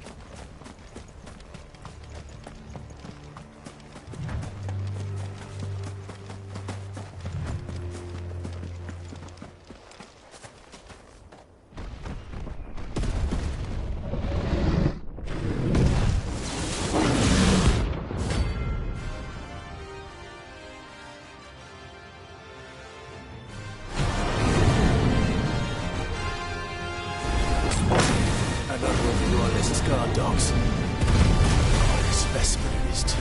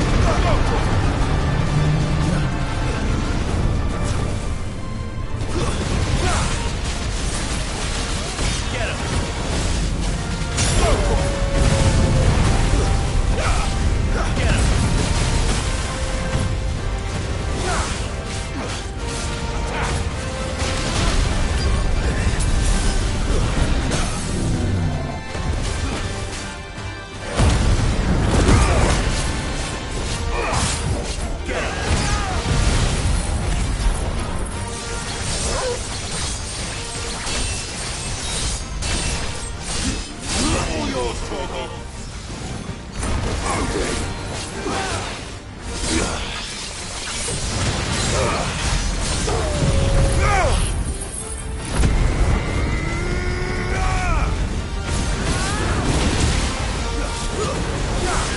Get him! Sick! This one!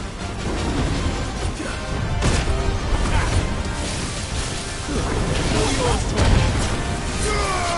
Go, Torgal! Sick! Go, Torgal! This one! Nice try. Too slow. Nice try. Attack! Over here!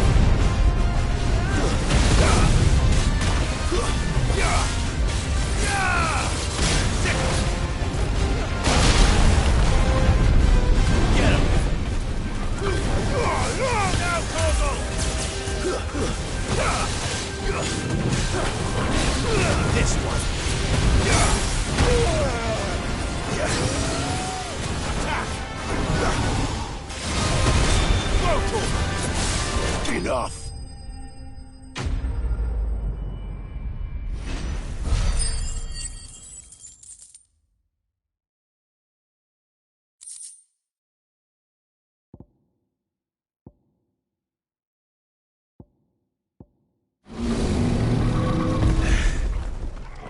No match for you, eh, Torgal?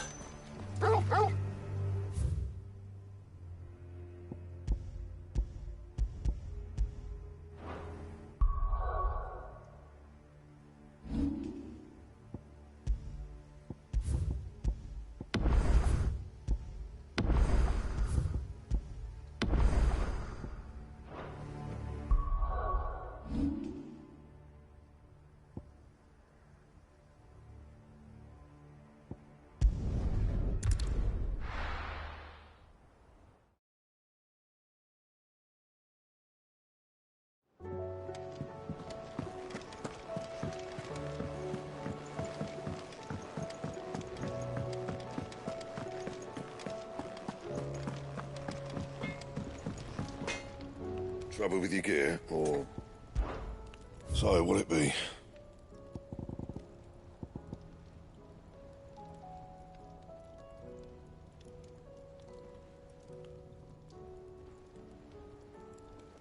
Anything else? First the...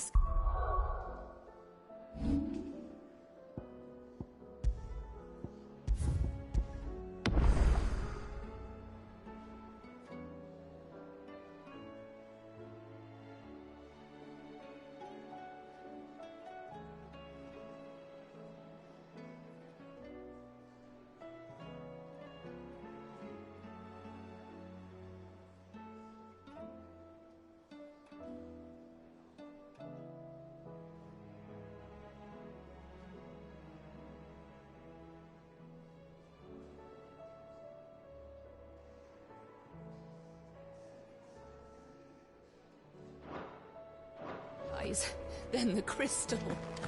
What next?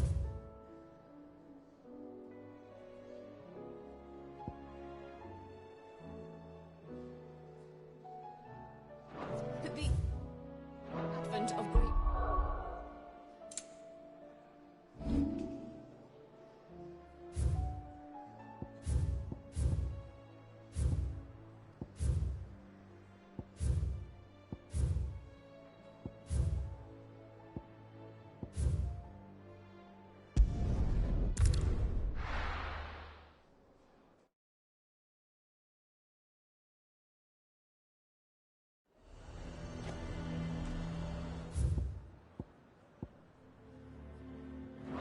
Nazaire might at least have mentioned where in Northreach he'd be testing this recruit.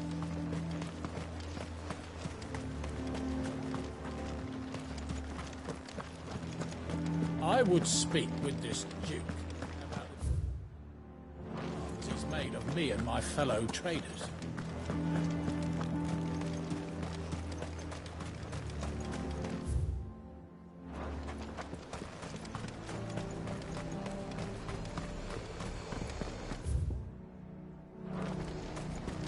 have our coin, our stock and our...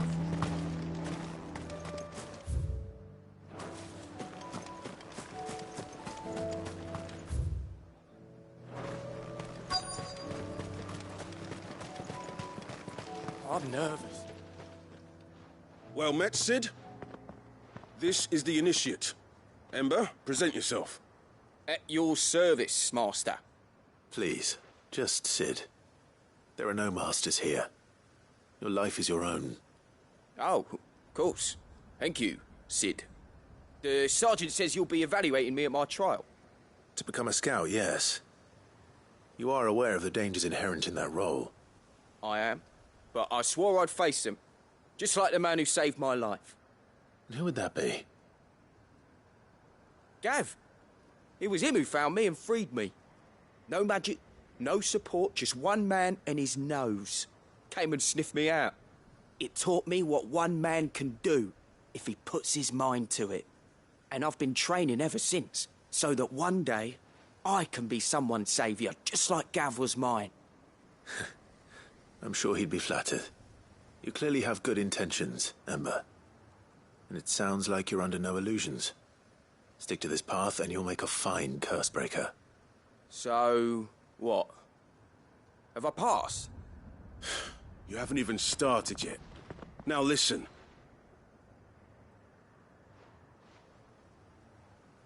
Not far from here is an Imperial lookout, Eastwatch.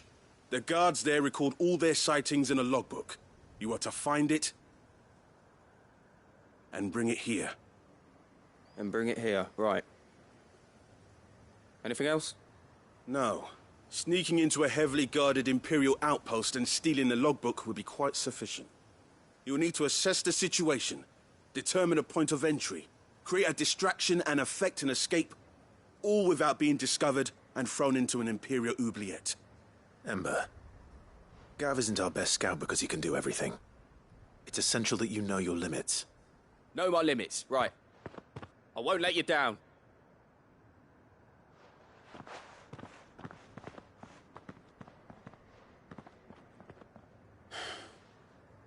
It shouldn't be as dangerous as I made out. But keep a weather eye on him all the same, would you? On my way. All right, Ember. Impress me.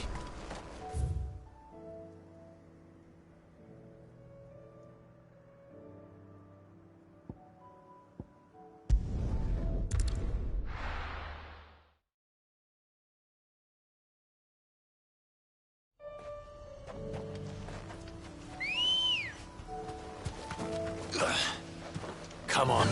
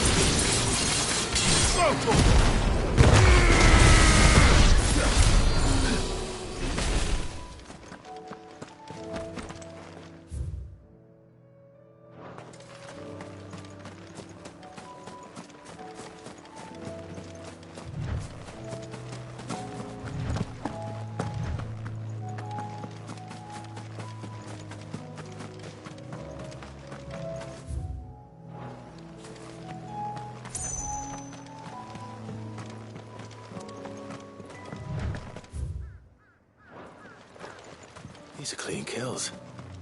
Perhaps young Ember really is ready.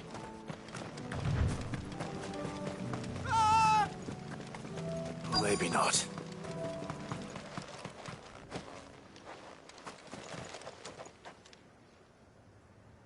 Damn it. Ember, draw your sword! I can't! Then run! If you want him, you'll have to go through me.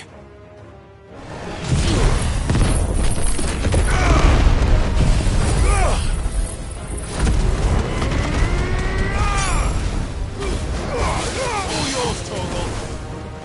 Sick of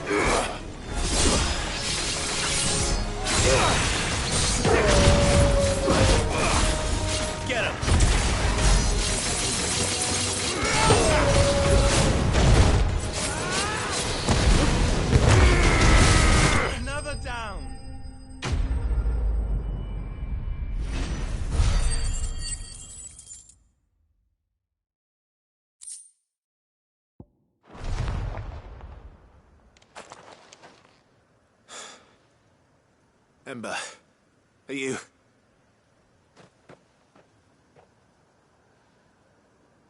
gone? Of course. Scouts really are a rare breed. Back to Northreach it is, then.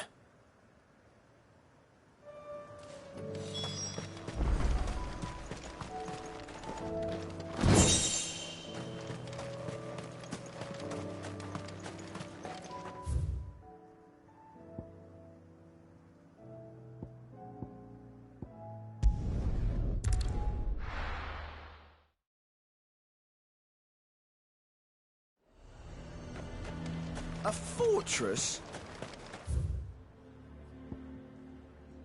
And who'll pay for that? Who do you think?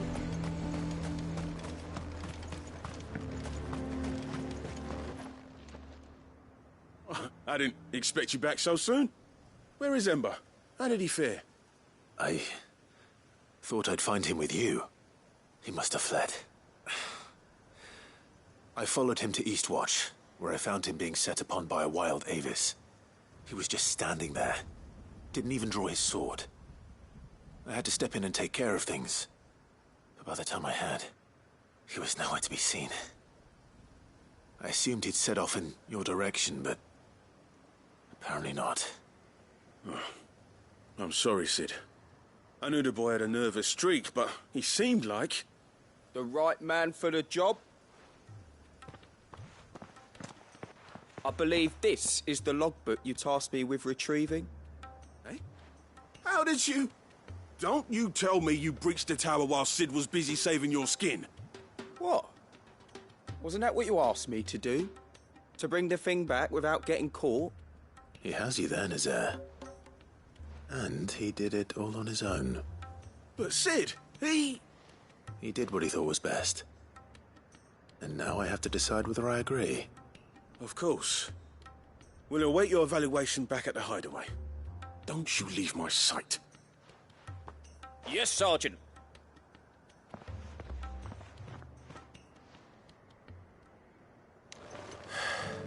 This won't be an easy decision.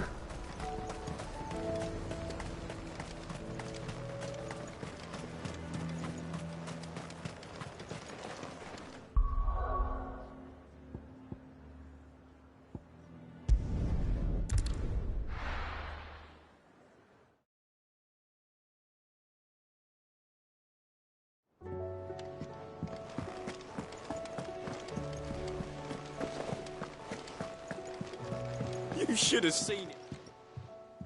Welcome back, Sid. Welcome back, Sid. Yes. Welcome back. Trip wasn't too much of a pain in the arse, I hope. Truth be told, it was me who suggested roping you in to help with the trial. But from what I hear, things didn't go quite as planned.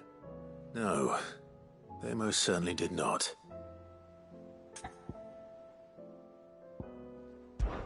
When faced with an unexpected foe, Ember froze. He did not run. He did not fight. Had I not been there, he would be dead. It would be too great a risk to send him out on a mission alone. Thank you, Sid, for your honest appraisal. Ember, you braved the tower and emerged unscathed. Yes, but only because Sid saved your skin.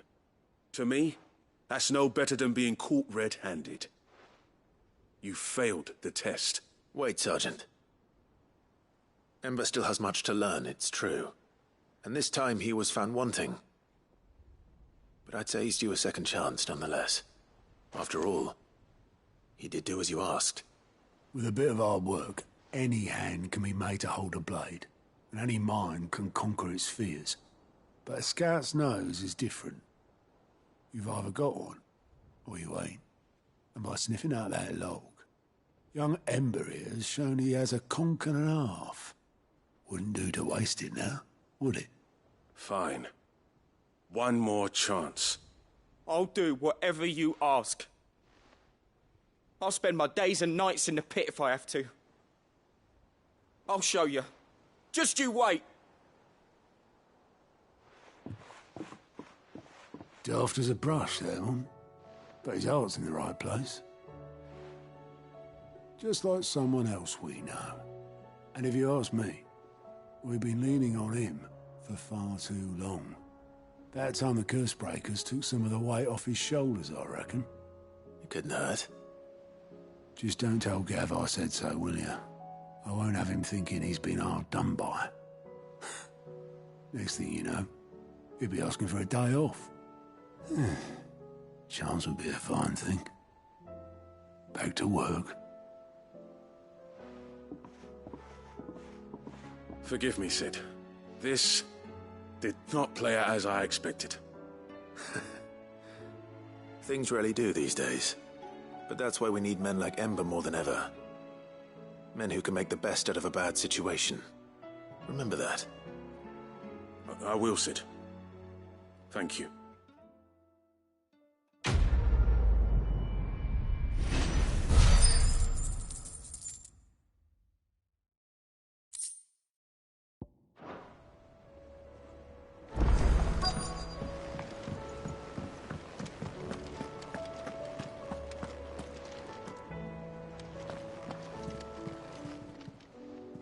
Welcome to the Patron's Whisper. Come to claim your just desserts? All yours. Come again. I may have more for you.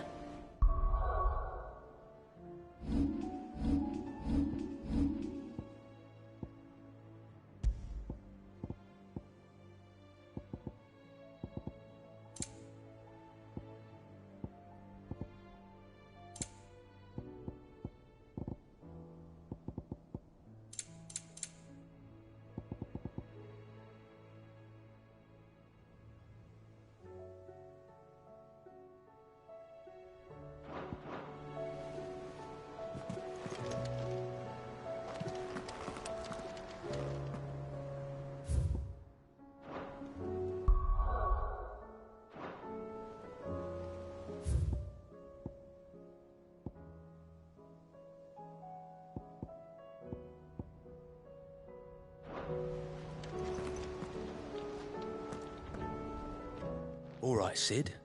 Come to buy us around, have you? Only if you earn it. Mid needs a piece of light but durable bone for her next project. You've encountered your share of beasts on your travels across the realm. Any ideas? Most bones are the same. Whack 'em hard enough and they'll break. If it's durability you're looking for, shell will serve you better. You know what an adamantus is? I do. And I know to give them a wide berth. Will any old adamantus do? Well, with shells, the older the harder. There's a rumour of an ancient adamantus down in Karava, near Old Bidza, or what's left of the village anyway. But don't expect to make quick work of the bastard. There's a reason it's lived as long as it has. I'll keep that in mind. Thank you.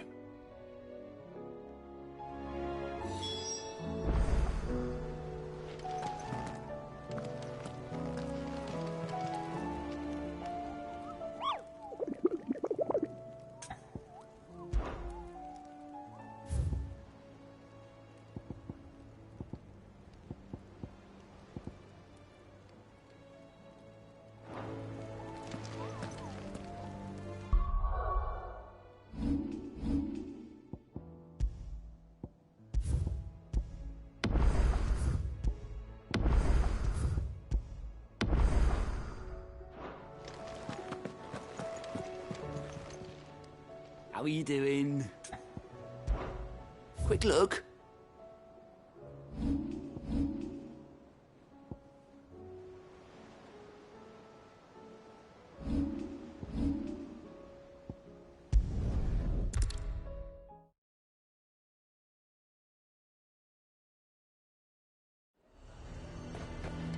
A fortress? The garrison is threatening to pull their sentries from the markets. I would speak with this Duke. Saw the captain. Just now. Your town needs you.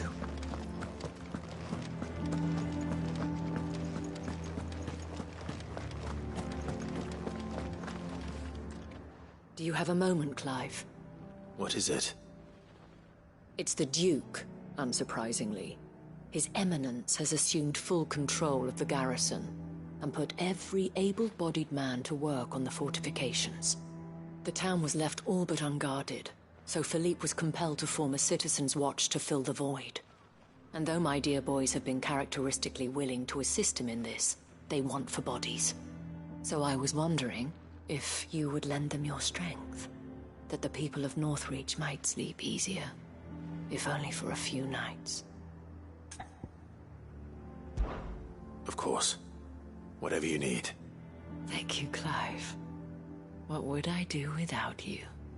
Philippe told me he had men stationed at... Where can I find the mistress of this establishment? Here, my lady. To whom do I have the pleasure of speaking? My name is Sabine, and it is my displeasure to be the daughter of the Duke of Oriflamme, who I understand is causing you and your town no small amount of trouble. I wish to speak to you about what might be done. Very well.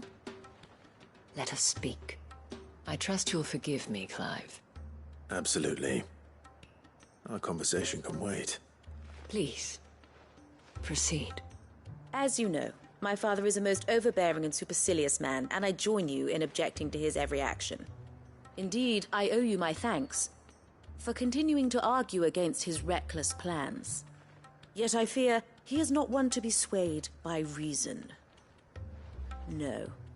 He must be made to face the consequences of his actions.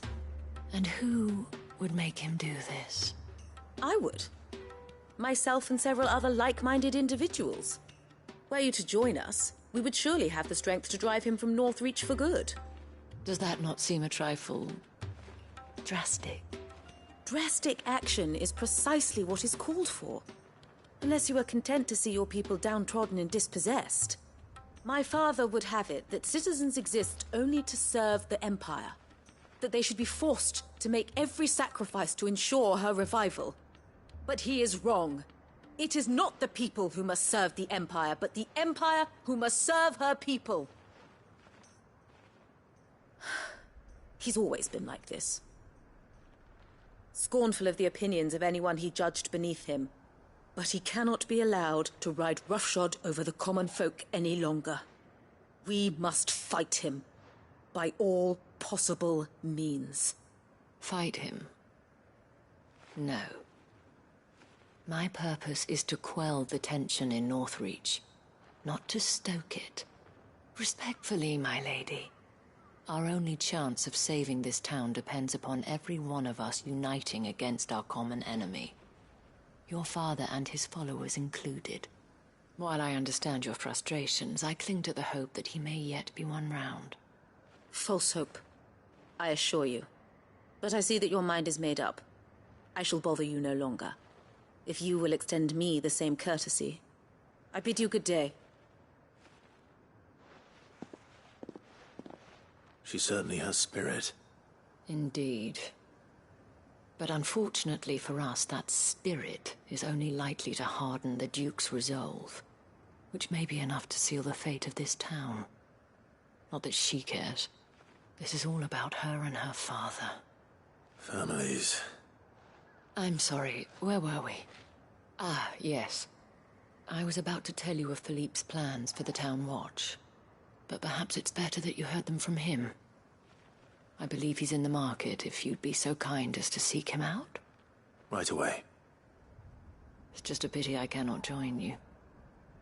I'd like to see the two of you in action together.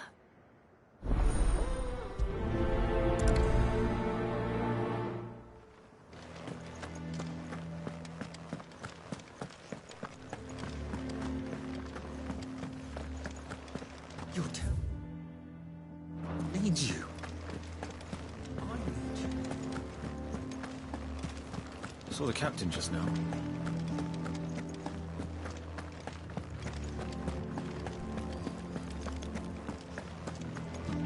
What does the dame have to say about it? So you are content to abandon... Please, I beseech you. If you are a true son of Northreach, you must fight to defend your home. That's exactly what I am doing, milady. Or trying to, at least. The land is crawling with fiends, and someone has to keep watch. Even when our true enemy is hiding in the garrison? Fine. You're not the only able-bodied man in Northreach. Thank you so much for your help.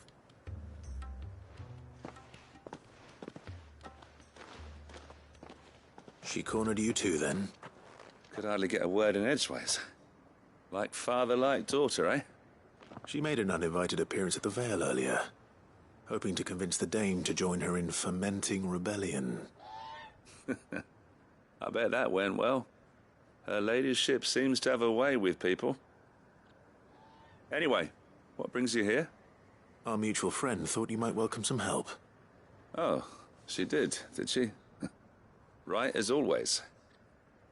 In fact, you're just the man. We've had some reports, you see. Sightings of, you know what. They're back. Seems that way. All over, too. We haven't been able to confirm anything yet, but if you're willing, you could go and see what's what. Right. Where should I look? You know Grieger's Weep? One of the sightings places them somewhere on its shores. I'm on my way. Thank you, Clive. I'll look into one of the other sightings. Let's rendezvous back here later.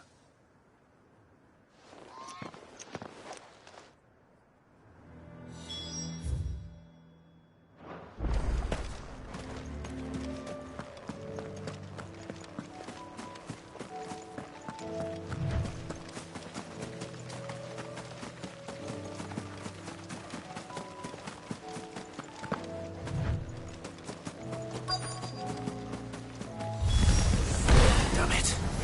The reports were true.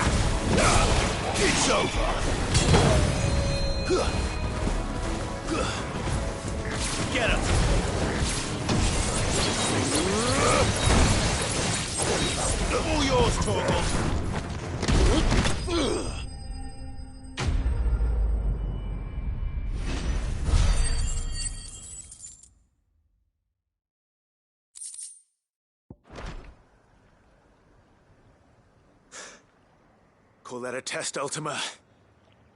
Clive, it's me. Are you all right? I am. But it seems the reports were true. The thralls have returned. I dispatched the few that I found, though. Well, that's something, I suppose. But what were they doing south of town? They all came from the north last time. We might be able to fend off an attack from one side or the other, but from both? Do you have eyes in the north? Some. I should probably go and have a look, though, just to be sure. You head back to Northreach. I want you there just in case war breaks out while I'm away. What do you mean? Her ladyship's been busy working her magic on the townspeople, stirring up ill feeling towards her father. She'll have her marching on the barracks if we're not careful. What? This is exactly what the Dane was afraid of. I'll do what I can to calm things down. Be careful out there, all right? Don't worry, I'm not like you. One sniff of those things and I'm running back to town screaming blue murder.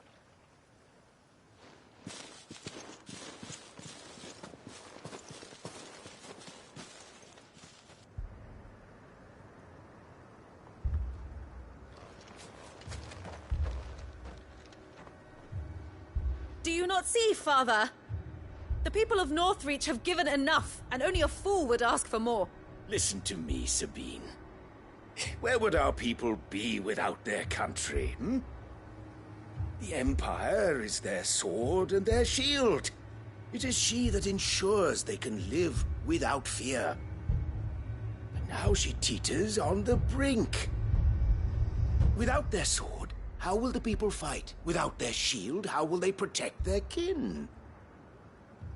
Can the unarmed stand against the advancing hordes? No. But there is yet hope. A new shield, a new sword. A new empire.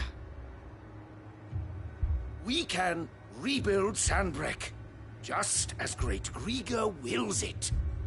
Perhaps we could, Father. But we don't want to. Not if it is built on the broken backs of the people. Please, let us not quarrel in the street. You must see that no good will come of this. Our fight is not with each other, but with the threat that draws ever closer to our gates. A threat that your sword has yet to rid us of, Your Eminence. You will hold your tongue, whore!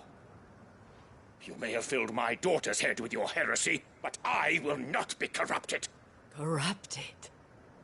Your daughter's opinions are her own, as you would know if you had ever deigned to listen to her. At least I hope they are your opinions, and not posturing born of a family feud. Northreach deserves better than that. Northreach deserves better than you, Carla. Yes, I know who you are. The slut of Twinside who bedded a branded. Jealous, are you? That a woman might choose a bearer over a pious man of Grieger. Clive! I met a swarm of thralls coming south from Oriflamme. Hundreds of them. Too many to count. Oh, fuck. No. Work on the fortifications has scarcely begun. We will retreat to Caer Norvent and there make our stand. Did you hear me? That was an order! While this is but a heartfelt plea, let us make our stand here and protect our homes. Protect those that we love. Together, for Northreach!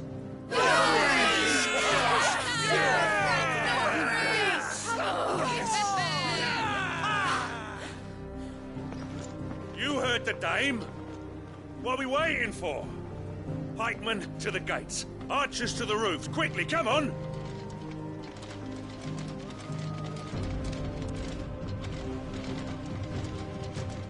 But she is but a common... whore, yes. And we'd follow her to the gates of hell.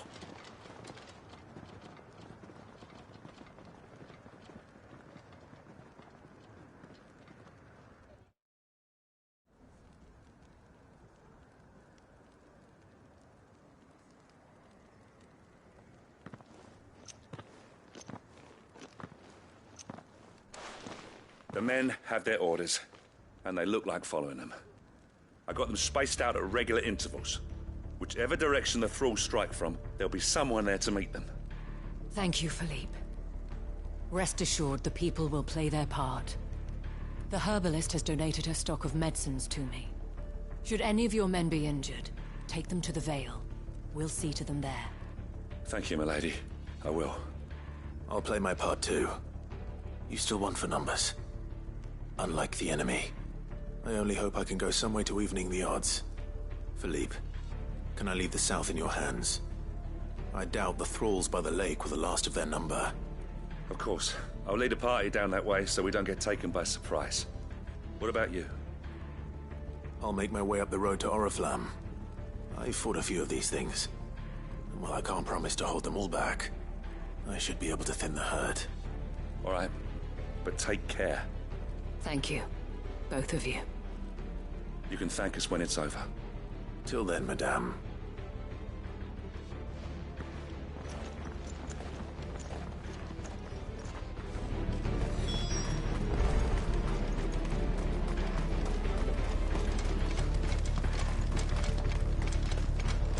I want steel in the hands of every man.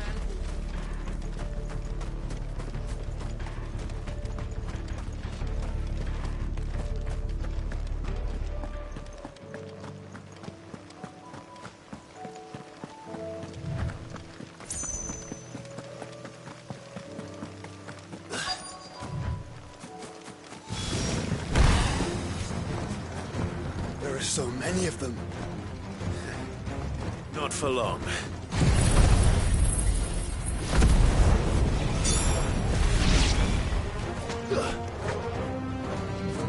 This one.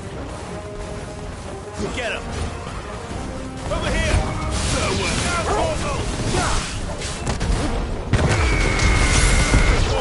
Kill.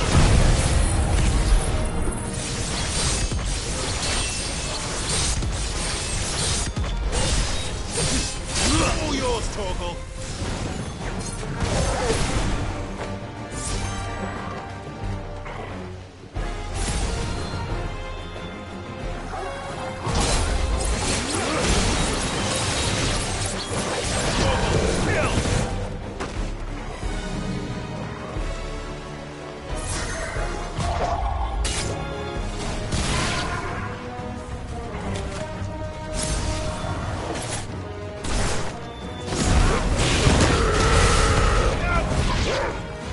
Is it over?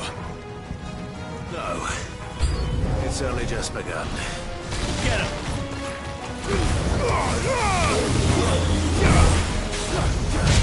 Over here! This one!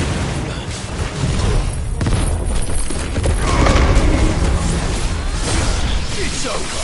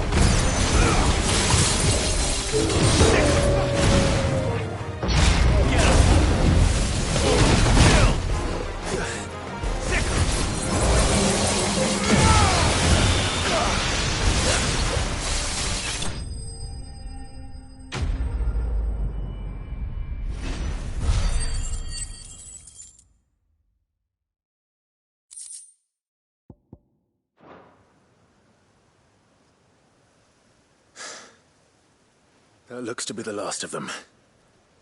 I wonder how the others fared. Better hurry back to town. Come on, Torgal.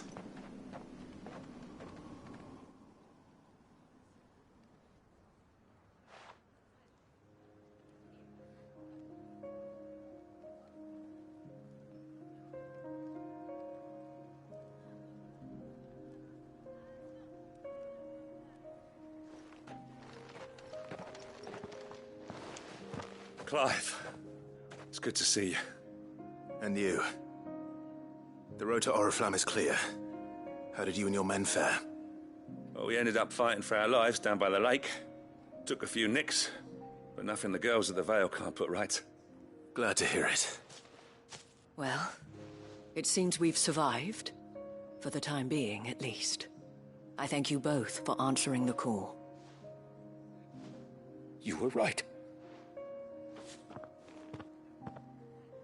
And I was wrong. About everything. I had thought that the only way to unite the people was under the banner of Empire. That without a strong hand to guide them, they would drift apart. To be borne hither and yon by the eddying currents of fate. But you brought them together. Not by force, nor by the exercise of goddess-given authority, but by simply being one of them. By knowing what they feel, because you feel it yourself. Our purpose was ever the same, Your Eminence. You were merely distracted by a loftier vision of empire and glory, while our eyes beheld matters closer to home. You have the right of it again. As did you, Sabine. His Radiance said it himself. Sanbreque is naught without her citizens.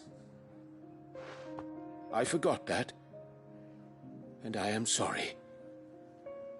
I'm sorry too, Father. I should never have taken things so far. I only wanted you to understand how the people felt. How I felt. But my anger got the better of me. Do not blame yourself, my dear. This was my doing. I should have listened to you. To all of you. Your Eminence, your Ladyship, I do not doubt that you came here with the best of intentions. But I believe the same could be said of us all. We all want safety, security, prosperity. Not just for Northreach, but for the entire realm. And we may yet achieve it. If only we work together. Will you join us in this? Yes. We shall. Thank you, Your Eminence. Now that that is settled, I must go and see to the wounded. The Vale's doors are always open to any soldier in need of relief. And today there are more than ever before.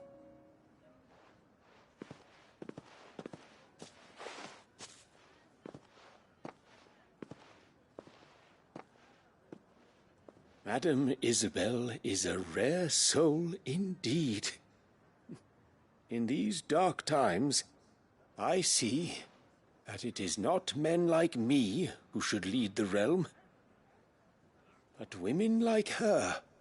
You're right. If only I'd listened to her when I had the chance. Forgive me for saying so, milady, but you still do.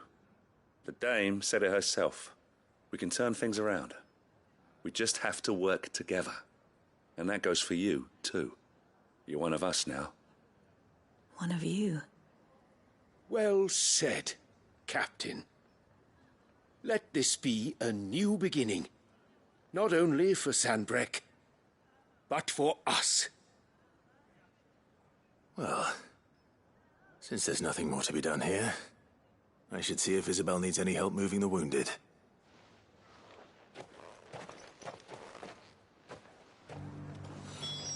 Can we get you anything?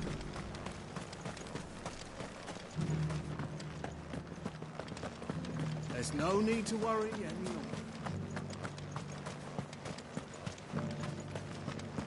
saw several soldiers being carried to the Vale.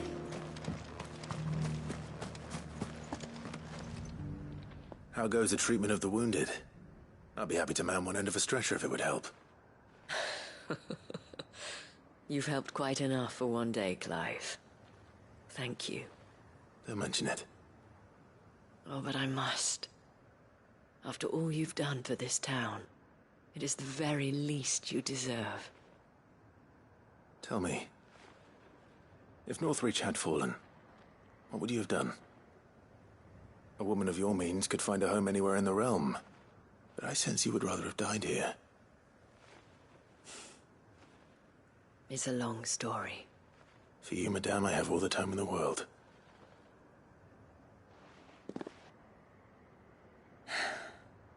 Very well. Long ago, I had a life in the Crystalline Dominion. I was Carla then, courtesan to the nobility. So sought after was I that it was only they who could afford my time. Alas, those halcyon days were not to last. For naive as I was, I fell in love with a bearer. He was my master's guard, the gentlest man I have ever known. After they discovered us together, he was whipped bloody and forbidden from ever looking at me again. And so we fled. Not that we had anywhere to flee to. We wandered, aimless and starving, half dreading, half praying that the next day would be our last. Until we found ourselves here, in Northreach. It was the Vale that took us in, that fed us, clothed us, and healed our hurts. Those that could be healed, at least. My love was already too far gone. He passed away. He did. Not long after we arrived. But at least we were able to share a few moments of peace before the end. It was the greatest gift I have ever received. But the generosity of this town and her people did not end there. The men and women of the Vale supported me through my grief. Shared in it, though I was still a stranger to them. They treated me like a sister. And so I swore that I would always do the same. That I would return the kindness that Northreach showed me. That I would repay my debt to the Vale.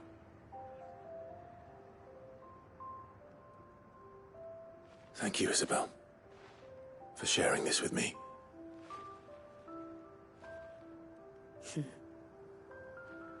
You're a lot like him, you know. Perhaps that is why I have such a soft spot for you. Never stop fighting, Clive. And I shan't either. I know that it will not be easy to keep Northreach together. But our efforts will be rewarded. Just look at us now.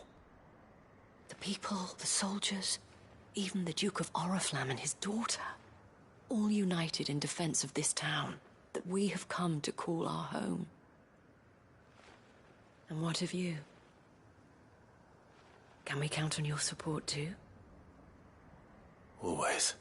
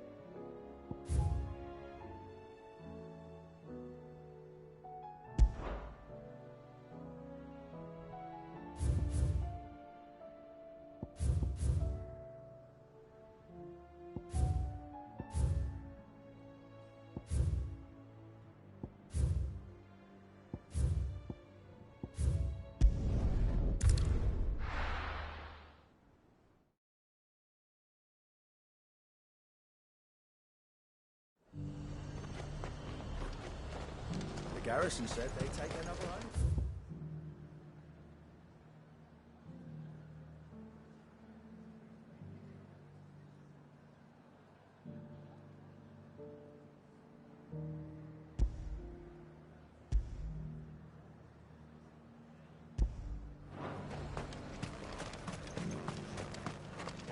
This is no time to ride.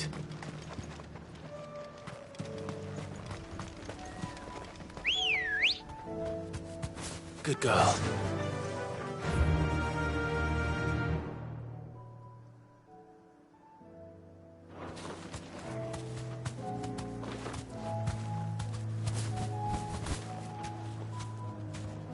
Thanks, girl.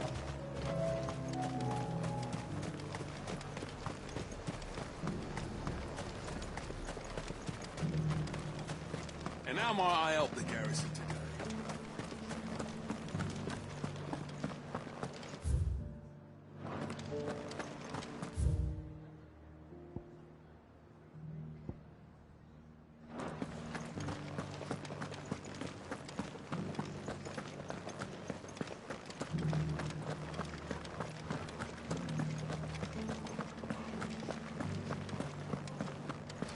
Haven't seen any of those beastly blue-eyed things.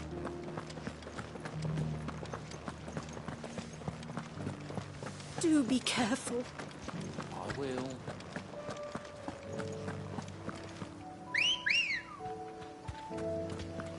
Come on. Fly, Ambrosia.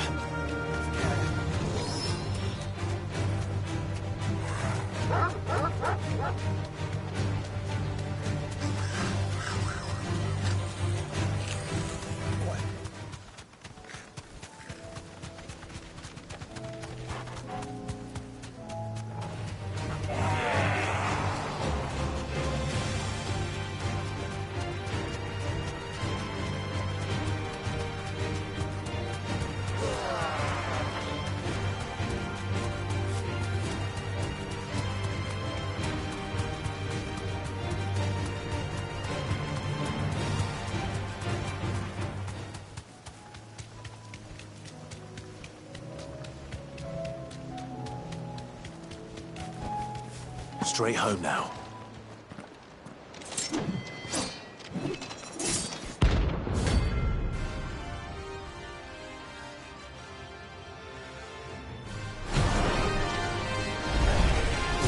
You're the outlaw! The one who drove His Highness to madness on your knees! He hasn't heard. He doesn't look like he's willing to listen.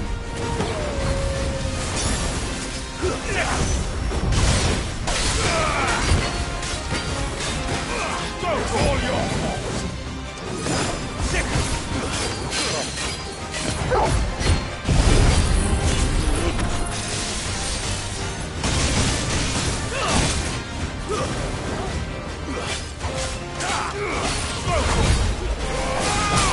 Your death will serve!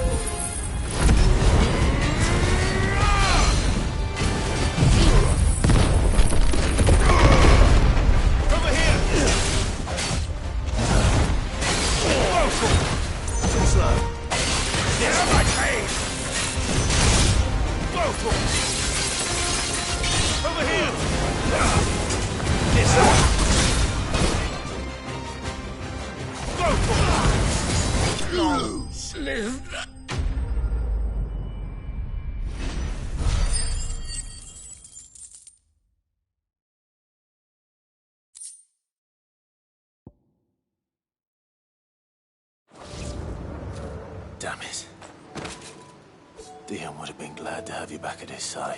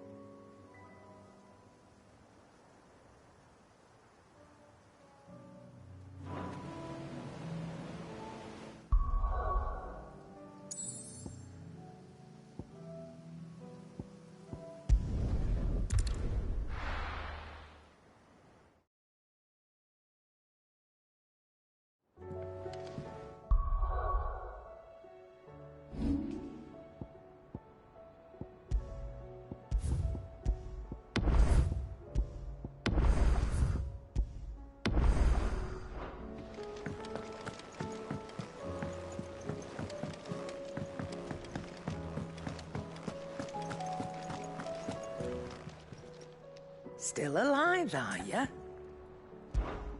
Go on, then.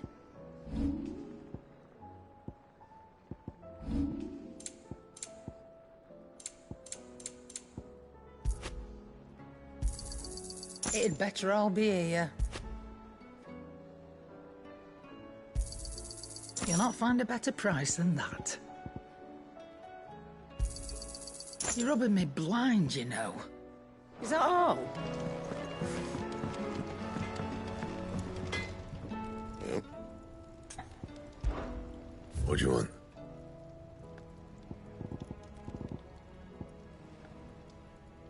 And?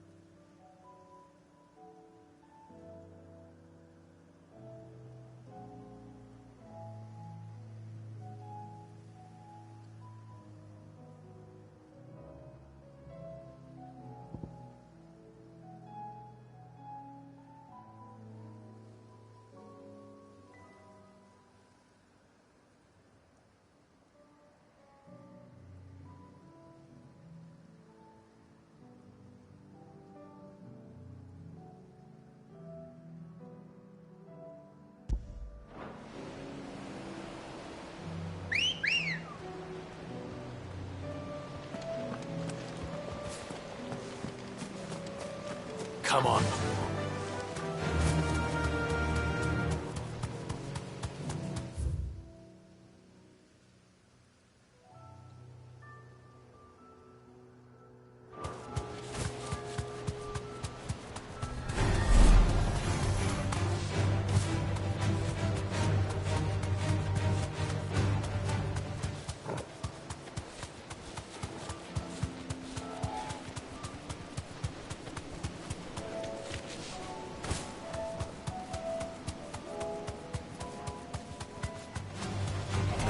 Back.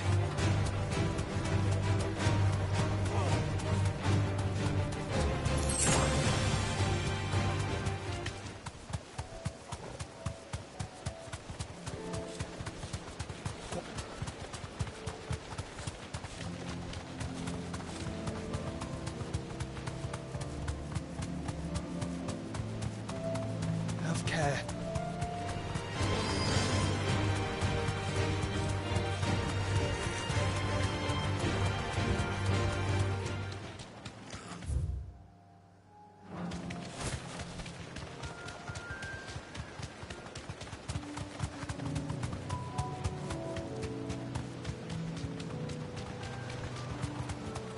Caution, brother.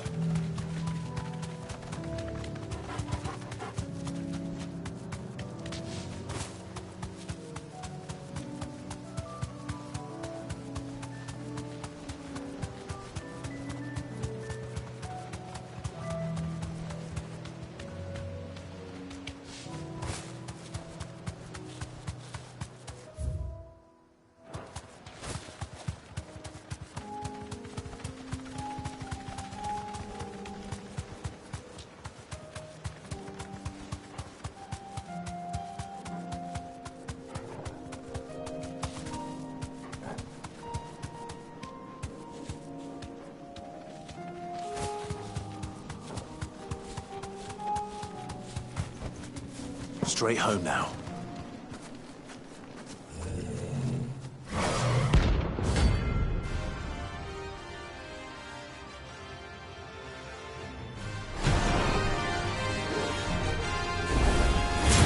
That's another one. All yours, Torvald. Over here.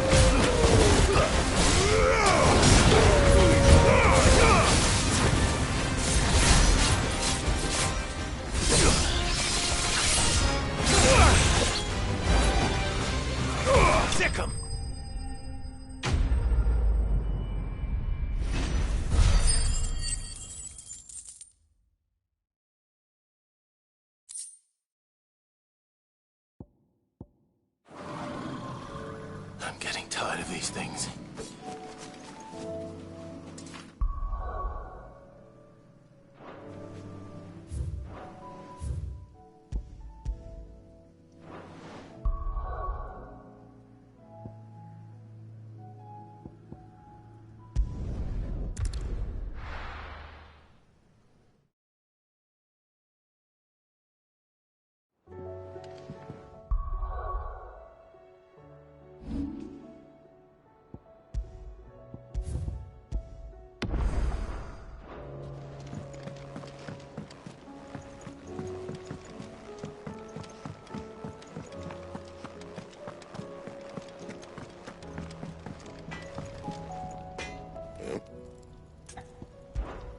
So, what'll it be?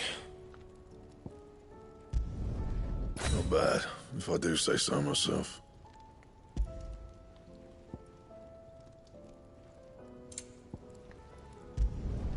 No scratches, all right?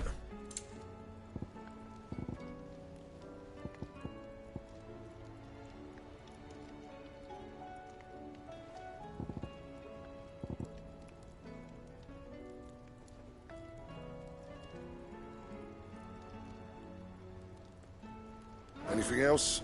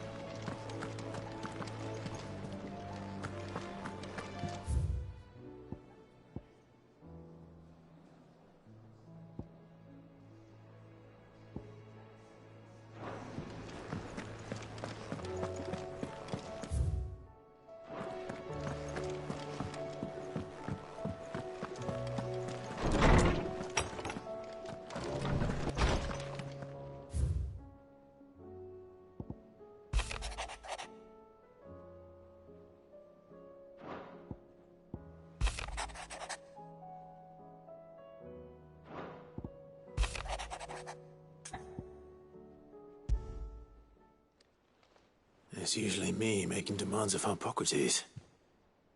I wonder what this is about.